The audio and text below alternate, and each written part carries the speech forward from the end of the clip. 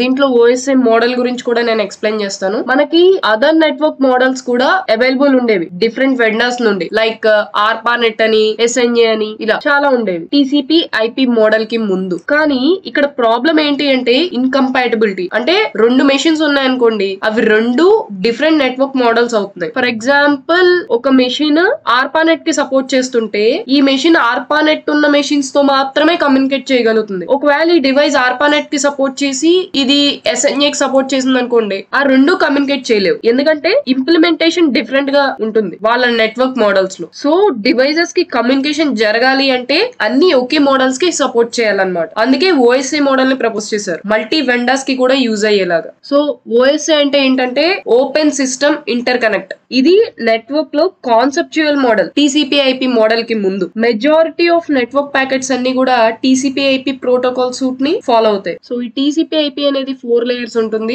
And OSI layers 7 ఉంటాయి. ఇది reference model గా ఉపయోగపడుతుంది సెక్యూరిటీ డివైజెస్ కి. ఈ ఓఎస్ఐ మోడల్ అనేది మలీషియస్ నెట్వర్క్ ప్యాకెట్ నుండి ప్రొటెక్ట్ చేయడానికి. సో ఇక ఓఎస్ఐ మోడల్ గురించి చూస్తే ఓఎస్ఐ మోడల్ ని 7 లేయర్స్ గా డివైడ్ చేశారు. ఒక్కొక్క లేయర్ ఒక్కొక్క రెస్పాన్సిబిలిటీ, అంటే ఒక్కొక్క లేయర్ ఒక్కొక్క పని చేయడానికి ఉపయోగపడుతుంది. ఇప్పుడు ఒక మెషిన్ నెట్వర్క్ ప్యాకెట్ ని పంపాలి అనుకోండి కమ్యూనికేషన్ కోసం, అంటే ఒక సిస్టమ్ ఏదైనా ప్యాకెట్ ని జనరేట్ చేస్తే ఈ OSI layers top to bottom layers ని ఫాలో అవుతాయి. అంటే అప్లికేషన్ లేయర్ నుండి ఫిజికల్ లేయర్ వరకు. ఒకవేళ సిస్టమ్ ఏదైనా ప్యాకెట్ ని రిఫరెన్స్ చేసుకుంటే, ఒక సిస్టమ్ ఏదైనా ప్యాకెట్ ని జనరేట్ చేయడం అంటే సిస్టమ్ నుండి నెట్వర్క్ లోకి, అంటే మీరు ఏదైనా ఫేస్బుక్ ని రిక్వెస్ట్ చేసినా ఏదైనా జరిగినప్పుడు ఇది ఒక ప్యాకెట్ ని జనరేట్ చేస్తుంది. అప్పుడు ఈ ఓఎస్ఐ లేయర్స్ ఈ top to bottom application layer నుండి ఫిజికల్ లేయర్ వరకు. ఒకవేళ సిస్టమ్ ఏదైనా ప్యాకెట్ ని రిసీవ్ చేసుకుంటే, అంటే ఫర్ ఎగ్జాంపుల్ ఇది ఒక సిస్టమ్ ఉంది, ఈ సిస్టమ్ కి ఏదో ఒక మెయిల్ వచ్చింది అవుట్ సైడ్ నెట్వర్క్ నుండి, అంటే దాని అర్థం ఏంటి,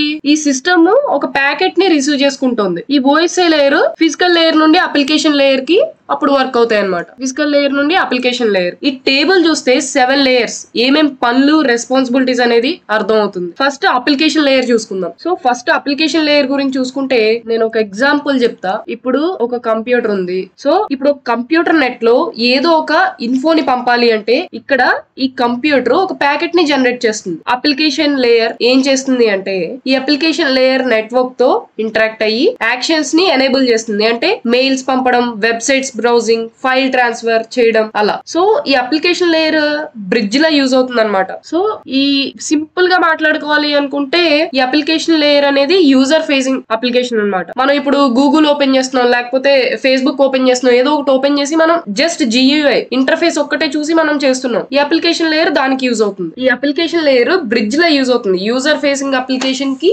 అండ్ నెట్వర్క్ కి. సింపుల్ గా మాట్లాడాలి అంటే ట్రాన్స్లేటర్ లాగా యూజ్ అవుతుంది అనమాట. మీ కంప్యూటర్ వేరే కంప్యూటర్ తో మాట్లాడటానికి. సపోజ్ ఈమెయిల్స్ గానీ వీడియోస్ కానీ ఏమైనా పంపాలి అంటే నెట్వర్క్ లో ప్యాకెట్స్ కింద డివైడ్ చేసి పంపుతుంది. కమ్యూనికేషన్ ని మేనేజ్ చేయడానికి సెషన్స్ ని ఓపెన్ చేసి డేటా కరెక్ట్ గా చేరిందా లేదా చూస్తుంది. డేటా కరెక్ట్ గా వెళ్ళాక ఆ కనెక్షన్స్ ని క్లోజ్ చేస్తుంది అనమాట. ప్యాకెట్స్ అంటే మీకు అందరికి తెలిసే ఉంటుంది. మనం ఇప్పుడు కంప్యూటర్ లో మనం ఇప్పుడు ఏదో ఒక వీడియోని పంపించాం అనుకోండి త్రూ మెయిల్ ద్వారా ఏదైనా కానీ, అది ఒక లెంత్ వరకు మాత్రమే తీసుకుంటుంది అనమాట. అది దాటితే అది ప్యాకెట్స్ కింద కన్వర్ట్ చేసుకొని చిన్న చిన్న ప్యాకెట్స్ కింద అది ట్రాన్స్ఫర్ అవుతుంది అనమాట. ఆ ప్యాకెట్స్ కూడా ఇన్ ఆర్డర్ లో ఉండేలాగా చూసుకోవడానికి ఓఎస్ఐ లేయర్స్ అన్ని ఉపయోగపడతాయి. సో ఈ లేయర్స్ వెళ్లే కొద్దీ మీకు అర్థం అవుతుంది. నెక్స్ట్ వచ్చేసరికి ప్రెజెంటేషన్ లేయర్. డిఫరెంట్ కంప్యూటర్స్ కి డిఫరెంట్ డేటా లాంగ్వేజెస్ ఉంటాయి. ఈ లేయర్ ఏం చేస్తుంది అంటే ట్రాన్స్లేటర్ లో యాక్ట్ చేస్తుంది అనమాట. డేటా లైక్ టెక్స్ట్ గానీ, ఇమేజెస్ గానీ, వీడియోస్ గానీ వాటిని యూనివర్సల్ ఫార్మేట్ లోకి మారుస్తుంది ఈ ప్రెజెంటేషన్ లేయర్. అంటే రెండు మెషిన్స్ కి అర్థం చేసుకునేలాగనమాట. సో డేటాని పంపే ముందు ఎన్క్రిప్ట్ చేసి పంపుతుంది ఇది, అండ్ అది కరెక్ట్ గా చేరాక వేరే కంప్యూటర్ కి డీక్రిప్ట్ అవుతుంది. సో ఏ కంప్యూటర్ అయితే డేటాను రిసీవ్ చేసుకుందో అది మాత్రమే క్రాక్ చేయగలదు. సింపుల్ గా ప్రెజెంటేషన్ లేయర్ గురించి చెప్పాలి అంటే స్మూత్ కమ్యూనికేషన్ జరిగేలా చూసుకుంటుంది అనమాట. 2 కంప్యూటర్స్ కి ఫార్మేట్ చేసి, ట్రాన్స్లేట్ చేసి, సెక్యూర్ చేసి. And session layer. నెక్స్ట్ ఈ సెషన్ లేయర్ ఏంటి అంటే మీరు ఒక కాల్ లో ఉన్నారనుకోండి, గంట పై నుండి, అంటే లాంగ్ కాల్ ఇది. ఈ సెషన్ లేయర్ అది స్టేబుల్ గా ఉంచుతుంది మీకు మాట్లాడటం అయ్యే వరకు కూడా. సో మీకు మాట్లాడడం అయ్యాక అది కట్ అవుతుంది. ఇది అప్లికేషన్స్ లో జరిగే ఎంటైర్ కన్వర్సేషన్స్ ని మేనేజ్ చేస్తుంది అనమాట. ఇప్పుడు కాల్ అయిపోయింది, కాల్ కట్ చేశారు మీరు. సో ఈ సెషన్ లేయర్ గుర్తు పెట్టుకుంటుంది ఎక్కడ ఆపారు అని. ఇది చెక్ పాయింట్స్ ని క్రియేట్ చేస్తుంది అనమాట data transfer and flow control చేస్తుంది ట్రాఫిక్ పోలీస్ లాగా. అంటే ఈ సెషన్ లేయర్ అప్లికేషన్స్ లో జరిగే డేటా ఫ్లో ని మేనేజ్ చేస్తుంది. లైక్ ట్రాఫిక్ పోలీస్ ట్రాఫిక్ ని ఎలా కంట్రోల్ చేస్తాడో ఇది కూడా నెట్వర్క్ లో డేటా కరెక్ట్ గా ఆర్డర్ లో లైన్ లో వెళ్తుందా లేదా, దారి తప్పకుండా అనేది ఈ సెషన్ లేయర్ చూసుకుంటుంది. అండ్ ఇంకా ట్రాన్స్పోర్ట్ లేయర్. ఈ ట్రాన్స్పోర్ట్ లేయర్ ఏంటి అంటే ఒక కంప్యూటర్ ఒక ప్యాకెట్ ని పంపితే ఈ ట్రాన్స్పోర్ట్ లేయర్ ఇది ముక్కలు ముక్కలుగా బ్రేక్ చేస్తుంది, వాటిని ట్రాకింగ్ నంబర్స్ తో సెండ్ చేస్తుంది అనమాట. మీకు ఇందాక చెప్పా కదా, మీరు ఒక వీడియో పంపించారనుకోండి నెట్వర్క్ లో, ఆ నెట్వర్క్ లో పంపించిన వీడియో ఒకే లెంత్ లో వెళ్ళడం కష్టం వేరే కంప్యూటర్ కి. సో అది చిన్న చిన్న ప్యాకెట్స్ కింద ఇలా డివైడ్ చేసుకుంటుంది. ఆ ప్యాకెట్స్ మళ్ళీ అతుక్కొని సేమ్ వీడియో కింద రీచ్ అవ్వాలి అంటే ఆర్డర్ లో వాటికి నెంబర్స్ ఉండాలి. సో వాటిని ట్రాకింగ్ నెంబర్స్ తో సెండ్ చేస్తుంది అనమాట.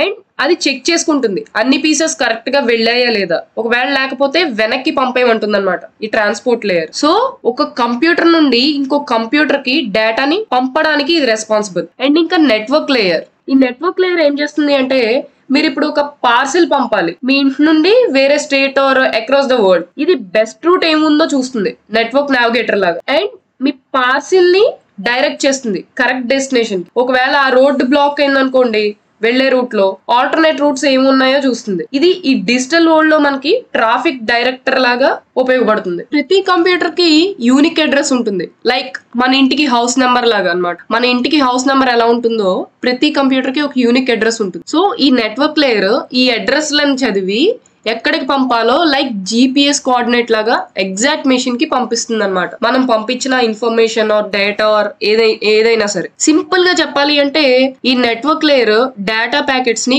కరెక్ట్ డెస్టినేషన్ కి డెలివర్ చేస్తుంది. చాలా నెట్వర్క్స్ ఉంటాయి, వాటిల్లో కరెక్ట్ రూట్ ఫైండ్ చేస్తుంది లైక్ పోస్టల్ సర్వీస్ లాగా అనమాట. And data link layer simple గా చెప్పాలి అంటే ఒక హోటల్ తీసుకోండి. హోటల్ వాడు ఫుడ్ ప్యాక్ చేసే ముందు అంతా బానే ఉందా లేదా చూసుకుంటాడు. అంతా బానే ఉంటే అప్పుడు ప్యాక్ చేసి పంపిస్తాడు. మీరు జొమాటోలో ఏదైనా ఆర్డర్ పెట్టుకున్నారు అనుకోండి, ఆ హోటల్ కి వాడు అంతా చెక్ చేసుకుంటాడు, అన్ని ఉన్నాయా లేదా, చట్నీస్ అన్ని వేసామా లేదా, అవన్నీ చెక్ చేసుకుంటాడు. సేమ్ ఇది అంతే. ఈ data link layer physical transmission లా డేటాని ప్రిపేర్ చేస్తుంది. ఎర్రర్స్ ఏమైనా ఉన్నాయా అవి చెక్ చేసి స్మూత్ గా డేటా ట్రాన్స్ఫర్ అయ్యేలా చూసుకుంటుంది అనమాట ఈ data link layer. And final గా ఫిజికల్ లేయర్ గురించి మాట్లాడుకుంటే ఈ ఫిజికల్ లేయర్ ఇన్ఫర్మేషన్ మొత్తాన్ని తీసుకుంటుంది. ఏం పంపాలో లైక్ ఈమెయిల్ ఆర్ వెబ్సైట్ రిక్వెస్టా అది ఫిజికల్ సిగ్నల్స్ గా టర్న్ చేస్తుంది. అది కేబుల్స్ ద్వారా కానీ ఎయిర్ ద్వారా కానీ ట్రావెల్ అవుతాయి. ఇది చూస్ చేస్తుంది సిగ్నల్స్ ని పంపించడానికి బెస్ట్ వే ఏం ఉంది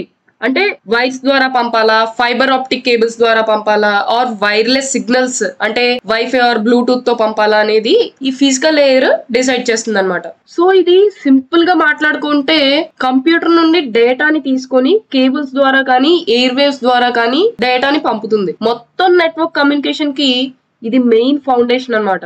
ఎందుకంటే ఫిజికల్ లేయర్ లేకపోతే కంప్యూటర్స్ కూడా కమ్యూనికేట్ జరగలేవు. మీరు ఎంత అప్లికేషన్ లేయరు, ప్రెజెంటేషన్ లేయరు, మొత్తం మీరు ఒక ఇన్ఫర్మేషన్ పంపించారు, సో మొత్తం అంతా చెక్ చేసేసుకుంది, అంతా ఓకే ఉంది, రూట్ బానే ఉంది, బట్ అవి వెళ్ళడానికి ఒకటి కావాలి కదా, పాత్. ఆ పాత్ ని చూసేది ఈ ఫిజికల్ లేయర్ అనమాట. పాత్ అంటే లైక్ ఒక రోడ్ లాగా. సో ఆ వైర్ల ద్వారా వెళ్తాయి అనమాట. వైర్ల ద్వారా వెళ్ళాలా, వైర్లెస్ ద్వారా వెళ్ళాలా, అదనమాట. సో ఇది ఫౌండేషన్ లాగా OSI లేయర్స్ లో ఫిజికల్ లేయర్ అనేది. సో OSI లేయర్స్ లో 7 లేయర్స్ మీకు అర్థమయ్యాయి అని అనుకుంటున్నాను. డౌట్ ఏమైనా ఉంటే కింద కమెంట్ బాక్స్ లో కమెంట్ చేయండి. అండ్ నెక్స్ట్ ఇంకా TCP/IP మోడల్ గురించి చూద్దాం. ఇందులో ఈ TCP/IP మోడల్ లో మనకి 4 లేయర్స్ ఉంటాయి. ఈ TCP/IP అనేది కమ్యూనికేషన్ ప్రోటోకాల్. ఇది మేజర్ గా ఆల్ ఓవర్ ఇంటర్నెట్ డివైసెస్ కి వాడతారనమాట. సో ఈ TCP కి 4 లేయర్స్ ఉంటాయి. అన్ని మెషిన్స్ డేటా నెట్వర్క్ ప్యాకెట్స్ ని సెండ్ చేయడానికి అండ్ రిసీవ్ చేసుకోవడానికి. ఒకవేళ సోర్స్ మెషిన్ నెట్వర్క్ ప్యాకెట్ ని పంపితే through out TCP protocol, destination or receiver TCP ని సపోర్ట్ చేయకపోతే అవి రెండు కమ్యూనికేట్ చేసుకోలేవు అనమాట. సో TCP ప్రోటోకాల్ అనేది నెట్వర్క్ లో సెట్ ఆఫ్ ప్రోటోకాల్స్ ని ఉపయోగిస్తుంది డివైజెస్ కి డేటాని సెండ్ అండ్ రిసీవ్ చేయడానికి. ఈ టేబుల్ చూడండి, TCP 4 లేయర్స్ ఉన్నాయి కదా. So physical layer, internet layer, transport layer, application layer. ఒక్కొక్క లేయర్ గురించి మాట్లాడుకుందాము. సో ఫిజికల్ లేయర్ అంటే ఇది ఎలా అంటే పోస్ట్ మ్యాన్ లా వర్క్ చేస్తుంది. లెటర్స్ ని ఎలా డెలివర్ చేస్తాడో అలా. మీ కంప్యూటర్ నుండి డిజిటల్ డేటాను తీసుకొని ఫిజికల్ సిగ్నల్స్ ని కేబుల్స్, వైర్స్ మీకు ఇందాక చెప్పినట్టే సేమ్ ఇక్కడ కూడా వైర్లెస్ వేవ్స్ ద్వారా గానీ పంపుతుంది అనమాట. బెస్ట్ రూట్ ని చూసి సిగ్నల్స్ ని పంపుతుంది. OSI and TCP physical layers రెండు సేమ్ ఒకలాగే ఉంటాయి. ఓఎస్ఐ అనేది థియరిటికల్ ఫ్రేమ్ వర్క్ ఉంటుంది, టీసీపీ అనేది ప్రాక్టికల్ అప్రోచ్ ఉంటుంది, అంతే డిఫరెన్స్. అండ్ ఇంటర్నెట్ ప్రోటోకాల్ ఇది ఏంటి అంటే మీ డేటా ప్యాకెట్స్ కి జీపీఎస్ నావిగేటర్ లా యూజ్ అవుతుంది అనమాట. ఇది బెస్ట్ రూట్ ని చూస్తుంది. చాలా నెట్వర్క్స్ ఉంటాయి కదా, అందులో పోస్ట్ సెండ్ చేసేటప్పుడు ఫర్ ఎగ్జాంపుల్ పోస్ట్ సెండ్ చేసేటప్పుడు మనం ఎంత కరెక్ట్ గా అడ్రస్ రాస్తామో క్లియర్ డెస్టినేషన్ అడ్రస్ ఉంటుంది ప్రతి ప్యాకెట్ కి. అండ్ ఇది రౌటర్స్ తో వర్క్ చేస్తుంది. ఇంటర్నెట్ కి ట్రాఫిక్ పోలీస్ లా అన్నమాట. ప్యాకెట్స్ కరెక్ట్ డైరెక్షన్ లో వెళ్తున్నాయా లేదా చూడడానికి. సో ఈ ఇంటర్నెట్ లేయర్ ఏం చేస్తుంది అంటే డివైసెస్ కి యూనిక్ ఐపీ ని అసైన్ చేస్తుంది. ప్రతి ఇంటికి హౌస్ నెంబర్ ఉంటుంది కదా, కరెక్ట్ అడ్రస్ కి ప్యాకెట్ రీచ్ అవుతుంది. పోస్ట్ ఆఫీస్ లో పోస్ట్ సెండ్ చేసేటప్పుడు హౌస్ నెంబర్ అని కూడా మెన్షన్ చేస్తారు అడ్రస్ లో. సేమ్ ఇక్కడ కూడా అంతే. అప్పుడు కరెక్ట్ అడ్రస్ కి రీచ్ అవుతుంది మీ పోస్ట్. సేమ్ ఇది కూడా ప్యాకెట్స్ ని ఫార్వర్డ్ చేస్తుంది. లైక్ ఒక రౌటర్ నుండి ఇంకో రౌటర్ కి అలా త్వరగా డెస్టినేషన్ కి దగ్గర అవుతాయి అనమాట. అంటే దగ్గరలో ఏమేమి రౌటర్స్ ఉన్నాయో ఇలా చూసుకొని ఆ రౌటర్ నుండి రౌటర్ కి అలా పంపించడం వల్ల ఫాస్ట్ గా వెళ్తాయి. అంటే ఇప్పుడు మీరు ఒక పోస్ట్ పంపించారనుకోండి, చెన్నై నుండి ఆంధ్ర ఏదో పంపిస్తే డైరెక్ట్ ఒకేసారి మీ ప్లేస్కి వెళ్ళిపోకుండా మధ్యలో విజయవాడలో ఆగి అక్కడి నుంచి మళ్ళీ బెస్ట్ రూట్ తీసుకోవడానికి అలా. And next transport layer. ఇది ఏంటి అంటే మనం పంపిన ప్యాకెట్ ని నెట్ లో చిన్న చిన్న యూనిట్స్ గా వాటినే సెగ్మెంట్స్ అంటారు, అలా కట్ చేస్తుంది అనమాట. దాని వల్ల ఈజీగా సెండ్ అవుతాయి. మీకు ఇందాక చెప్పా కదా ప్యాకెట్స్ అని, వాటిని యూనిట్స్ అంటారు, సెగ్మెంట్స్ అంటారు.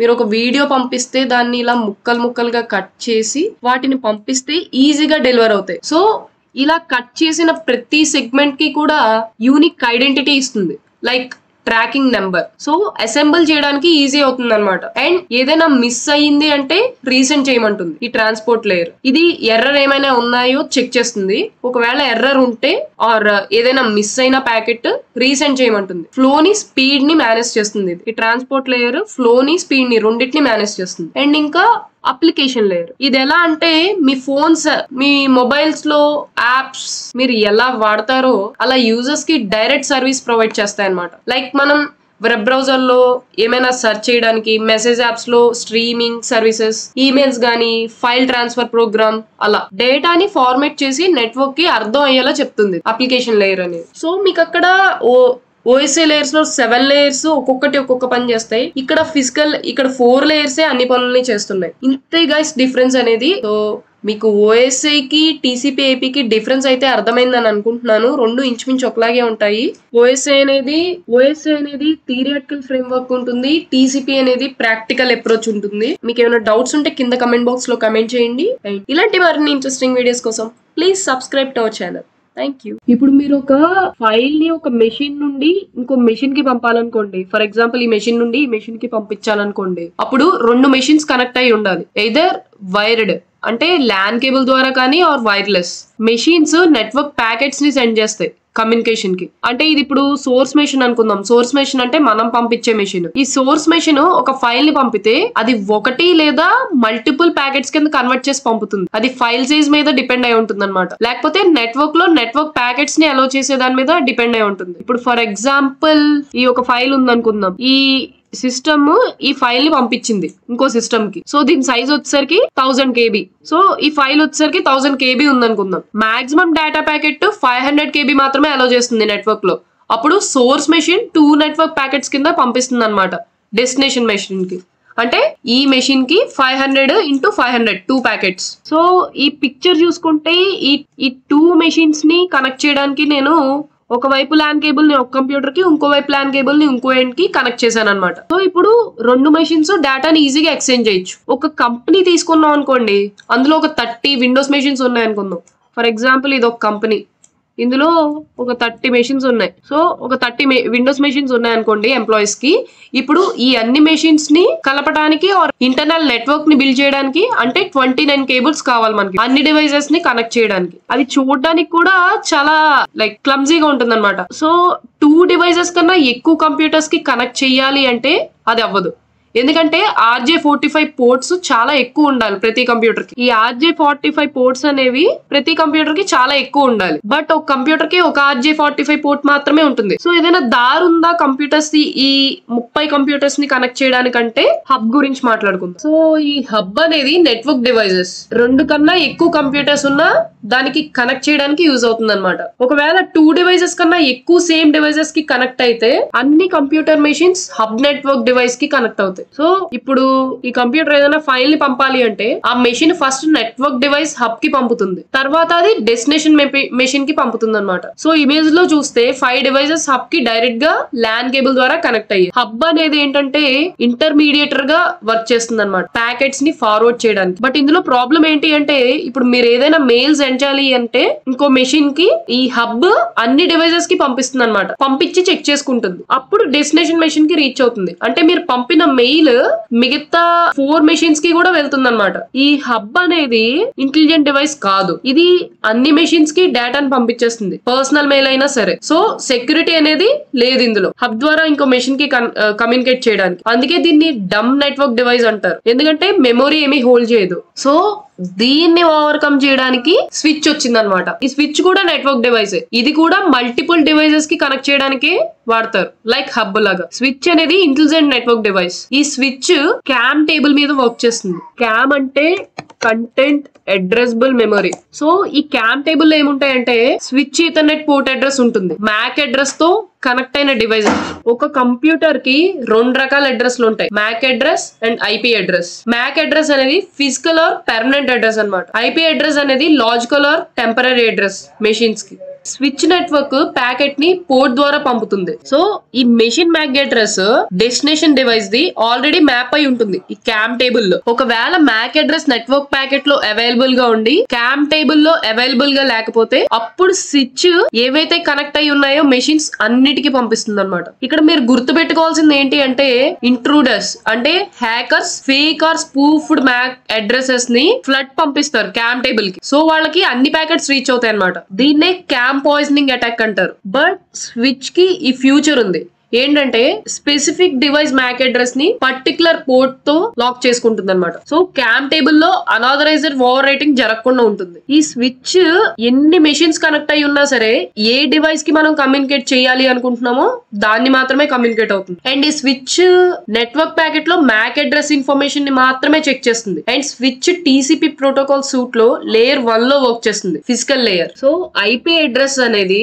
లాజికల్ అడ్రస్, ఇది ఒక డివైస్ ని ఐడెంటిఫై చేయడానికి ఉపయోగపడుతుంది అనమాట. మనకి 2 టైప్స్ ఆఫ్ ఐపీ అడ్రసెస్ ఉంటాయి, private IP and public IP. Private IP గురించి చూద్దాం ఇప్పుడు. Private IP address free class of IP address range అనమాట. అంటే IPv4 లో ఇందులో 3 డిఫరెంట్ రేంజెస్ ఉంటాయి. ఇవి ఎవరైనా ఫ్రీగా వాడుకోవచ్చు ఇంటర్నెట్ లో. మీ విండోస్ సిస్టమ్ లో IP కాన్ఫిగ్ అని కొడితే మీ సిస్టమ్ IP అడ్రస్ తెలుస్తుంది. విండోస్ OS లో అయితే IP కాన్ఫిగ్, అదే యూనిక్స్ OS లో అయితే IF config. So me Windows machine లో IP కాన్ఫిగ్ అని కొట్టండి, మీ IP అడ్రస్ ఇక్కడ వస్తుంది, సబ్నెట్ మాస్క్ ఇవన్నీ. అండ్ ఇప్పుడు పబ్లిక్ IP అడ్రస్ గురించి చూద్దాము. పబ్లిక్ IP అడ్రస్ అనేది పెయిడ్ IP అడ్రస్ రేంజ్. ఇందులో 5 IP అడ్రస్లు ఉంటాయి, అవి కొన్నాక మాత్రమే వాడగలరు. ఈ టేబుల్ లో IP అడ్రస్ రేంజెస్ చూసుకుంటే ABCD and E. Me computer లో సో అసలు ఈ క్లాసెస్ పర్పస్ ఏంటో చూద్దాము. ఒక like same IP address class same IP address class range తో కమ్యూనికేట్ చేయగలదు. అదే different IP address class range ఉంటే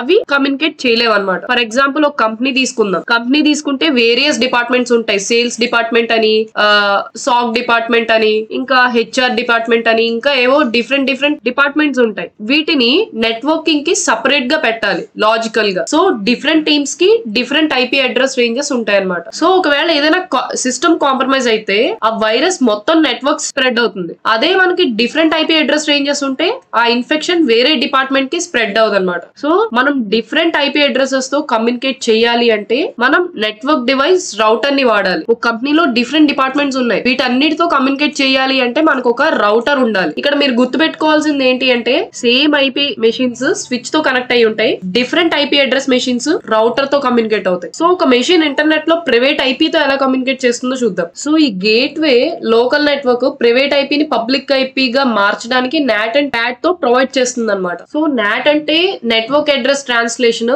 ఇది ఎందుకు అంటే ప్రైవేట్ IP ని పబ్లిక్ IP గా అండ్ పబ్లిక్ ఐపీని ప్రైవేట్ ఐపీగా కన్వర్ట్ చేయడానికి యూజ్ అవుతుంది. సో ఈ మెషిన్ ప్రైవేట్ ఐపీ ఉంది, ఇంటర్నెట్ కి ఏదో రిక్వెస్ట్ వెళ్ళింది, ఆ ప్యాకెట్ గేట్వే లోకల్ నెట్వర్క్ కి రీచ్ అవుతుంది. ఫస్ట్ అది ప్రైవేట్ ఐపీని పబ్లిక్ ఐపీగా మార్చి నెట్వర్క్ ప్యాకెట్ ని ఇంటర్నెట్ కి పంపిస్తుంది అనమాట. ప్యాట్ అనేది ఏంటి అంటే పోర్ట్ అడ్రస్ ట్రాన్స్లేషన్. ఇది ఏం చేస్తుందంటే పోర్ట్ అడ్రస్ ని బేస్ చేసుకొని ప్రతి కనెక్షన్ యూనిక్ గా ఉండేలా చూసుకుంటుంది. ఇది కూడా సేమ్ గేట్వే సపోర్ట్ తో పబ్లిక్ ఐపీ నుండి ప్రైవేట్ ఐపీకి, ప్రైవేట్ ఐపీ నుండి పబ్లిక్ ఐపీకి ట్రాన్స్లేట్ చేస్తుంది. సో ఫర్ ఎగ్జాంపుల్ ఇక్కడ ఒక రాము మెషిన్ ఉంది, ప్రైవేట్ ఐపీ అడ్రస్ వచ్చేసరికి 192.168.1.3 and Siri machine private IP వచ్చేసరికి 192.168.1.4.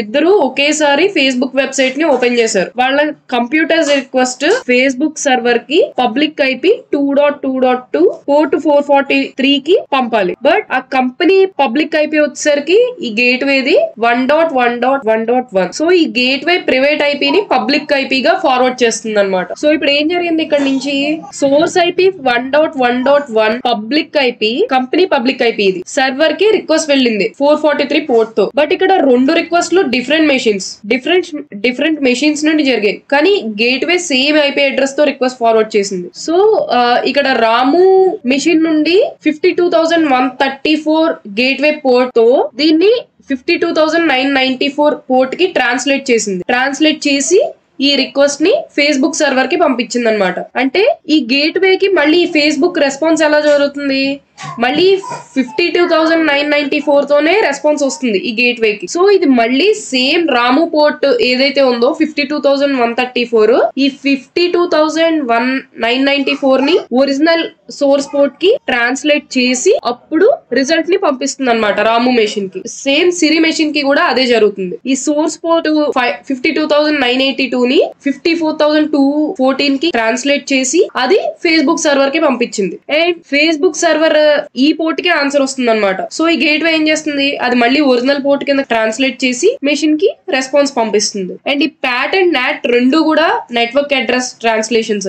నాట్ ప్రైవేట్ ఐపీ అడ్రస్ ని విత్ ఇన్ ఏ నెట్వర్క్ లో సింగిల్ పబ్లిక్ ఐపీ అడ్రస్ కి ట్రాన్స్లేట్ చేస్తుంది. ఇది ఒక ప్రైవేట్ ఐపీ నుండి ఒక పబ్లిక్ ఐపీకి ఆర్ మల్టిపుల్ ప్రైవేట్ ఐపీస్ నుండి వన్ పబ్లిక్ ఐపీకి అవుతుంది అనమాట translation. So what is internet అనేది చూసుకుందాం. The internet is a collection of digital devices connected through the routers. For example ఒక మెషిన్ నెట్వర్క్ ప్యాకెట్ ని సెండ్ చేస్తుంది ఏ రీసోర్స్ ని అయినా, సో ఇంటర్నెట్ లో యాక్సెస్ చేయడానికి. మెషిన్స్ నుండి పంపిన ప్యాకెట్ ఒక రౌటర్ నుండి ఇంకో రౌటర్ కి ట్రావెల్ చేస్తుంది అనమాట, డెస్టినేషన్ కి రీచ్ అయ్యే వరకు. ఇక్కడ ఇమేజ్ లో చూసుకున్నట్లయితే ఇంటర్నెట్ లో డిఫరెంట్ రౌటర్స్ కనెక్ట్ చేసుకొని ఉంది. చాలా రౌటర్స్ ఉంటాయి ఒక ప్యాకెట్ ని ట్రావెల్ చేయడానికి, ఒక రౌటర్ నుండి అందర్ రౌటర్ కి. అండ్ ఇది డిఫరెంట్ ఐపీ క్లాసెస్ కి కమ్యూనికేషన్ ని ఎనేబుల్ చేస్తుంది, ప్రపంచం అంతా రిసోర్సెస్ ని షేర్ చేయడానికి. అసలు రౌటర్ ఎలా వర్క్ చేస్తుందో చూద్దాం. ఈ రౌటర్ టీసీపీ ప్రోటోకాల్ సూట్ లో లేయర్ 2 ఇంటర్నెట్ లేయర్ లో వర్క్ చేస్తుంది. ఇది ఒక రౌటింగ్ టేబుల్ ని మెయింటైన్ చేస్తుంది అనమాట. అంటే ఐపీ ప్యాకెట్ ని డెస్టినేషన్స్ కి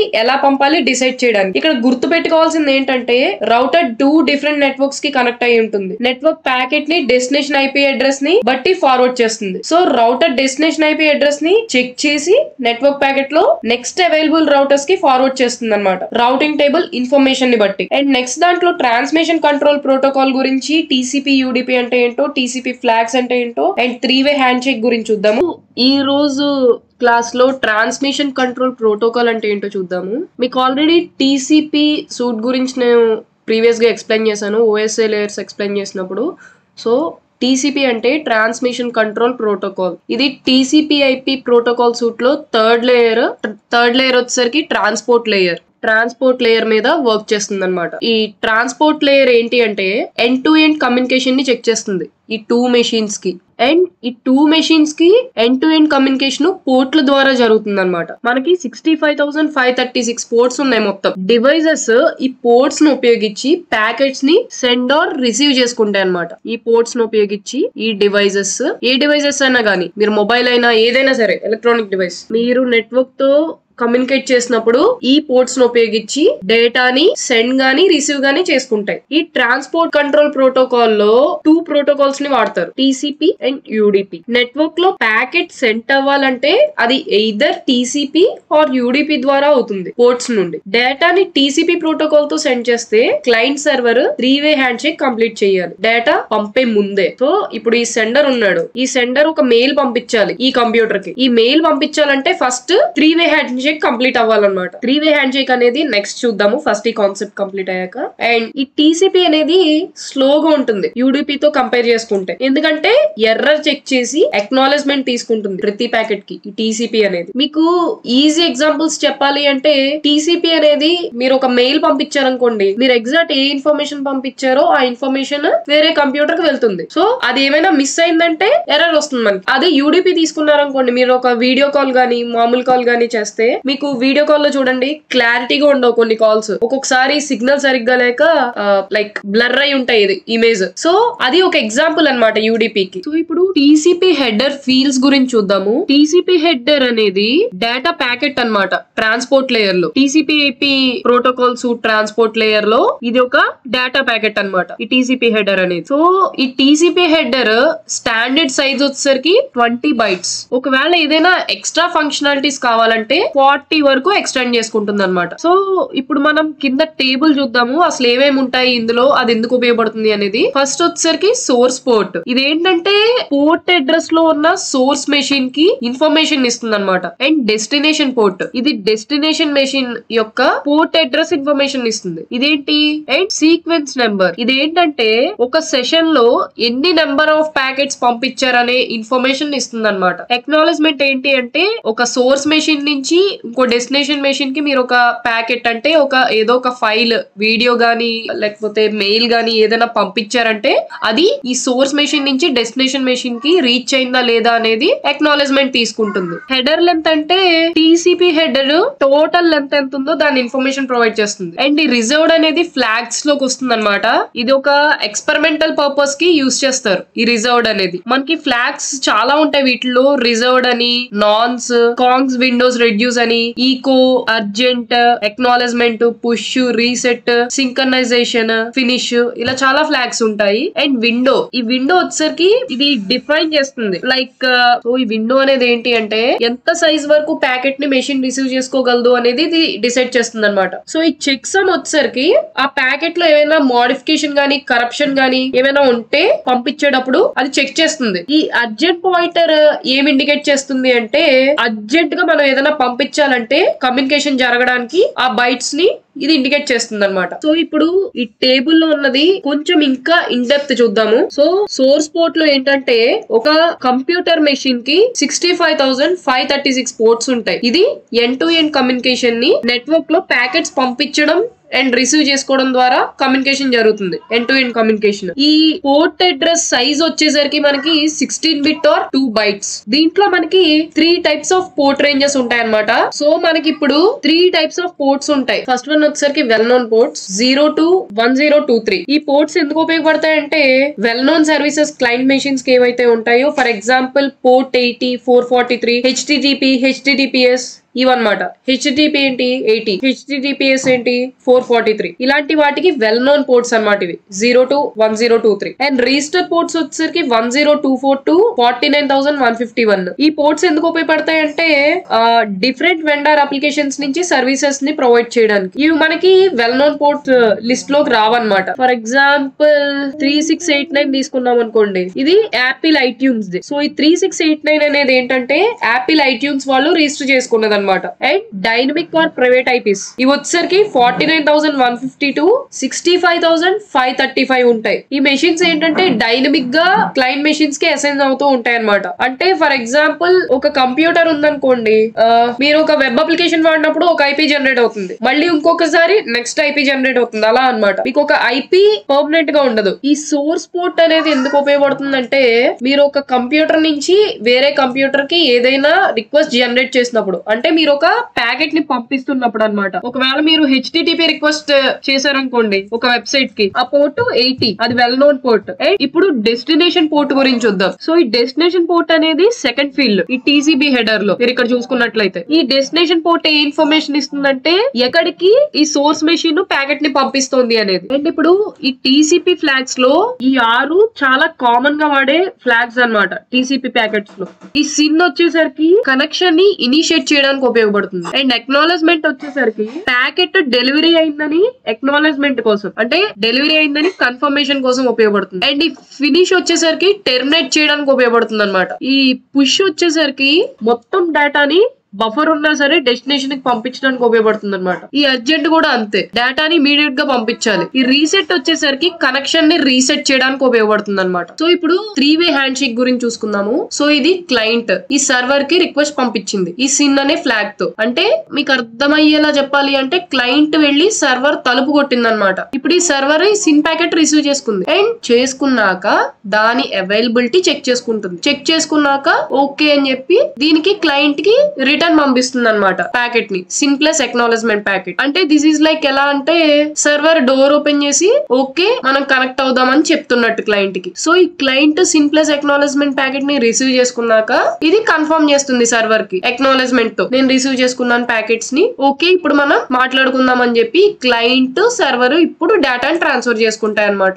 3-way హ్యాండ్ షేక్ కంప్లీట్ అయ్యాక. అండ్ ఇప్పుడు UDP ప్రోటోకాల్ గురించి చూద్దాము.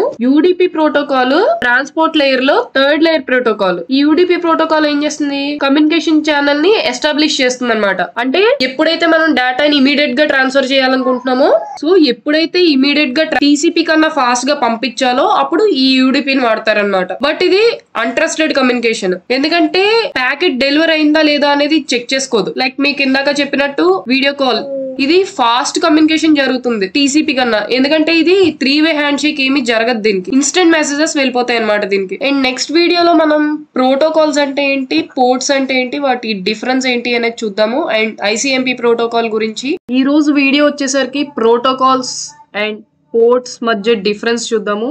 అండ్ ICMP అంటే ఏంటో కూడా చెప్తాను. ఫస్ట్ మనకి కంప్యూటర్ నెట్వర్క్ ప్రపంచంలో ప్రోటోకాల్స్ అండ్ పోర్ట్స్ అనేవి చాలా ముఖ్యమైనవి అన్నమాట. రెండు కూడా సపరేట్ కాంపోనెంట్స్, అవి కమ్యూనికేషన్ జరగడానికి కోఆపరేట్ చేస్తాయి. ప్రోటోకాల్స్ అనేవి ఒక భాష అనుకోండి కమ్యూనికేషన్ జరగడానికి. డివైజెస్ మధ్య డేటాని ఎక్స్చేంజ్ చేయడానికి కొన్ని రూల్స్ ఉంటాయి వాటికి. ఈ రూల్స్ ఎలా ఉంటాయంటే ఈ రూల్స్ అనేవి ఇలా ఉంటాయి అన్నమాట. ఈ ఫార్మేట్ వచ్చేసరికి ఇన్ఫర్మేషన్ ఎలా స్ట్రక్చర్ చేసి ఆర్గనైజ్ చేయాలి అని దీంట్లో ఉంటుంది. ఫర్ ఎగ్జాంపుల్ హెడర్స్, ప్యాకెట్స్ ఇవి ఉంటాయి కదా. అండ్ ట్రాన్స్మిషన్ వచ్చేసరికి డేటా అనేది ఎలా సెండ్ అవుతుంది, ఎలా రిసీవ్ అవుతుంది అనేది ఉంటుంది అనమాట. ఈ ఎర్రర్ హ్యాండ్లింగ్ వచ్చేసరికి ఈ ట్రాన్స్మిషన్ జరిగినప్పుడు ఎర్రర్స్ ని ఎలా డిటెక్ట్ చేయాలి అనేది ఈ ఎర్రర్ హ్యాండ్లింగ్ చూస్తుంది. అండ్ సెక్యూరిటీ వచ్చేసరికి ఎన్క్రిప్షన్ అండ్ అథెంటికేషన్ ఇవి ఉంటాయి అన్నమాట, ఈ రూల్స్ ఉంటాయి. అండ్ ఈ ప్రోటోకాల్స్ సో ఈ రేంజ్ 0 నుండి 255 వరకు ఉంటుంది డిఫరెంట్ ప్రోటోకాల్స్ కి. జనరల్ గా ప్రోటోకాల్స్ అనేవి 2 టైప్స్ ఉంటాయి, కమ్యూనికేషన్ ప్రోటోకాల్స్, సపోర్టింగ్ ప్రోటోకాల్స్. ఈ TCP అనేది primary protocol, TCP/IP protocol suit లో. దీనిలో డిఫరెంట్ ప్రోటోకాల్స్ ఉంటాయి ఫంక్షనాలిటీస్ ని సపోర్ట్ చేయడానికి.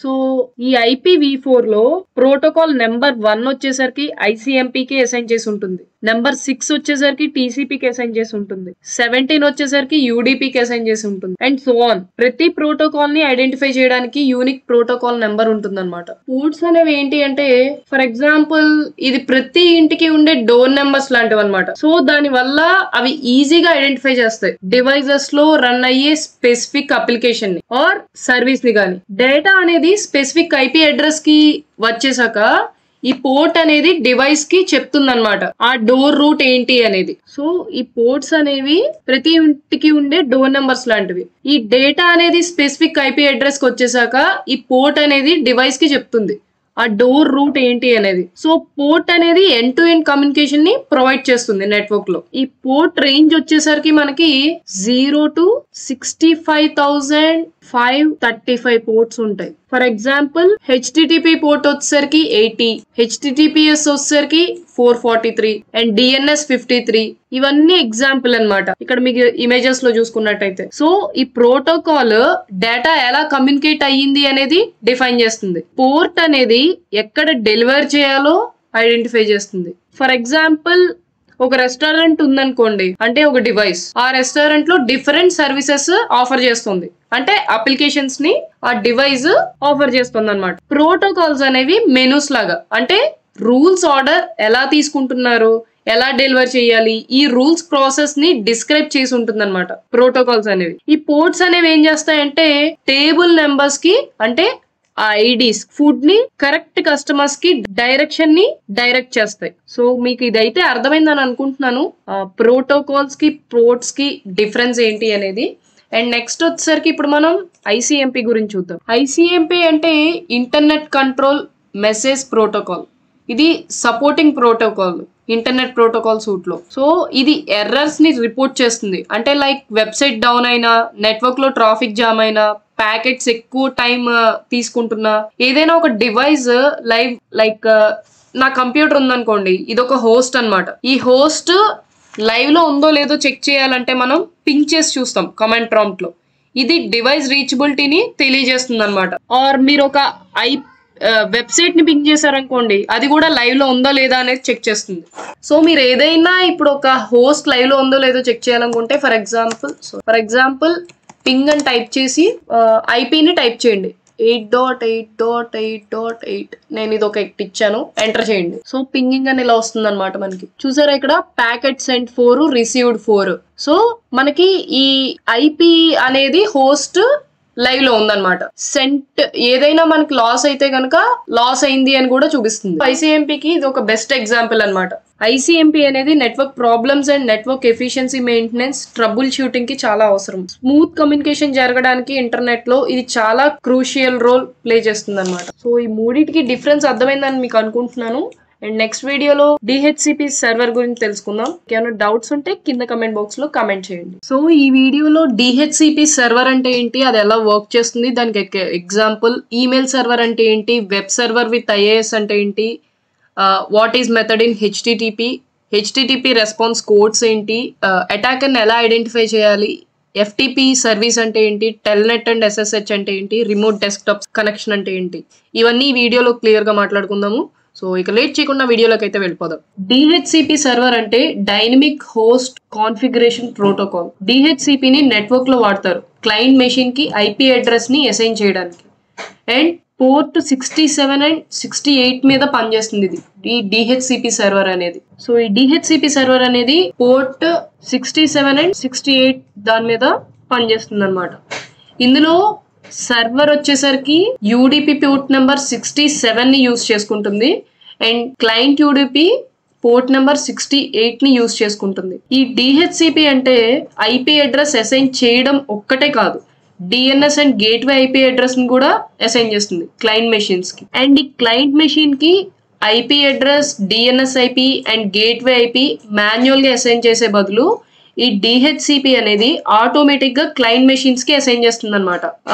ఈ డిహెచ్సిపి కనుక లేకపోతే ఒక కంపెనీలో ఎన్ని కంప్యూటర్స్ ఉంటే అన్నిటికీ దగ్గరికి వెళ్ళి మాన్యువల్ గా చేయాలి. ఆ పని లేకుండా ఈ డిహెచ్సిపి ఏం చేస్తుందంటే ఆటోమేటిక్ గా అన్నిటికీ ఈ ఐపీస్ ని అసైన్ చేయడానికి యూజ్ అవుతుంది అనమాట. అండ్ ఇది ఇప్పుడు ఎలా వర్క్ చేస్తుంది అనేది చూద్దాం ఒకసారి. ఐపీ అడ్రస్ ని క్లయింట్ మెషిన్ కి అసైన్ చేయాలంటే 4 స్టెప్స్ ని ఫాలో అవుతాయి క్లయింట్ అండ్ సర్వర్. దీన్నే డోరా ప్రాసెస్ అంటారు. డి అంటే డిస్కవర్, బ్రాడ్కాస్ట్ ప్యాకెట్ అంటే నెట్వర్క్ లో ప్యాకెట్ ఒక మెషిన్ నుండి దానికి కనెక్ట్ అయి ఉన్న అన్ని మెషిన్స్ కి సెండ్ అవుతాయి. ఓ అంటే ఆఫర్, యూనికాస్ట్ ప్యాకెట్, నెట్వర్క్ లో ప్యాకెట్ ఒక మెషిన్ నుండి ఇంకో డివైస్ కి వెళ్తుంది అనమాట. ఆర్ వచ్చేసరికి బ్రాడ్కాస్ట్ ప్యాకెట్ అండ్ ఏ వచ్చేసరికి unicast packet. For example diagrammatic గా చూసుకున్నట్లయితే, సో ఇది ఒక మెషిన్ ఉందనుకుందాం, ఇది ఒక బ్రాడ్కాస్ట్ మెసేజ్ ని పోర్ట్ నెంబర్ 68 నుండి పంపించింది డిహెచ్సి సర్వర్ తో నెట్వర్క్ లోకి. సో ఈ మెసేజ్ ఏమవుతుంది, ఏమైతే ఈ డివైస్ కి కనెక్ట్ అయి ఉన్నాయో అన్ని డివైసెస్ కి ఆ మెసేజ్ అనేది వెళ్తుంది అనమాట. ఈ మెషిన్ ఏం చేసింది, బ్రాడ్కాస్ట్ మెసేజ్ ని పోర్ట్ నెంబర్ 68 ఉపయోగించి డిహెచ్సిపి సర్వర్ ద్వారా నెట్వర్క్ లో పంపించింది. సో ఈ సిస్టమ్ కి ఏమైతే సిస్టమ్స్ కనెక్ట్ అయి ఉన్నాయో ఆ కనెక్టెడ్ డివైజెస్ అన్నిటికీ ఆ బ్రాడ్కాస్ట్ మెసేజ్ వెళ్తుంది. ఇప్పుడు ఈ DHCP సర్వర్ ఏం చేస్తుంది, ఇది DHCP సర్వర్ అనుకోండి. ఈ DHCP సర్వర్ ఏం చేస్తుందంటే యూనికాస్ట్ మెసేజ్ ని మెషిన్ కి పోర్ట్ నెంబర్ 67 తో పంపిస్తుంది అనమాట. ఈ మెషిన్ ఏం చేసింది, బ్రాడ్కాస్ట్ మెసేజ్ ని పంపించింది నెట్వర్క్ లో DHCP సర్వర్ ని ఉపయోగించి. సో ఈ DHCP సర్వర్ ఏం చేస్తుంది, యూనికాస్ట్ మెసేజ్ పోర్ట్ నెంబర్ 67 ఉపయోగించి ఆఫర్ ప్యాకెట్ అన్నమాట. అంటే దాంట్లో ఏముంటాయి, IP అడ్రస్, SNI ఉన్న system, gateway IP address, DNS server information, అన్ని పారామీటర్స్ అందులో ఉండి దాని నుంచి యూనికాస్ట్ మెసేజ్ ఈ DHCP సర్వర్ నుండి ఈ మెషిన్ కి వెళ్తుంది అనమాట. అది రెస్పాన్స్ కింద. ఇప్పుడు R స్టాండ్ ఫర్ రిక్వెస్ట్. ఈ రిక్వెస్ట్ ఏంటంటే ఈ మెషిన్ ఏదైతే ఆఫర్ ని యూనికాస్ట్ మెసేజ్ రిసీవ్ చేసుకుందో అది ఆ మెషిన్ నుంచి ఇంకొక బ్రాడ్కాస్ట్ మెసేజ్ వెళ్తుంది అన్ని కనెక్టెడ్ డివైజెస్ కి పోర్ట్ నెంబర్ 68 ఉపయోగించి. అంటే కన్ఫర్మేషన్ కింద అనమాట, నాకు అంత మొత్తం ఇన్ఫర్మేషన్ ఆఫర్ ప్యాకెట్ లో వచ్చింది అని చెప్పడానికి. సో నెక్స్ట్ ఈ DHCP సర్వర్ ఏం చేస్తుంది, పోర్ట్ నెంబర్ 67 ఉపయోగించి మళ్ళీ ఈ మెషిన్ కి ఎక్నాలెడ్జ్మెంట్ పంపిస్తుంది, యూనికాస్ట్ మెసేజ్ అంటే కన్ఫర్మేషన్ అన్నమాట. సో ఈ డోరా ప్రాసెస్ అనేది కంప్లీట్ అయింది. అప్పుడు సిస్టమ్ రిసీవ్ చేసుకుంటుంది కొత్త ఐపీని ఈ DHCP సర్వర్ ద్వారా. సో మీకు అర్థమైందని అనుకుంటున్నాను. మళ్ళీ సింపుల్ గా ఒకసారి చెప్తున్నా చూడండి. ఇదొక సిస్టమ్ ఉంది. ఈ సిస్టమ్ నుండి బ్రాడ్కాస్ట్ మెసేజ్ DHCP సర్వర్ నుండి నెట్వర్క్ లోకి వెళ్ళింది పోర్ట్ నెంబర్ 68 ఉపయోగించుకొని.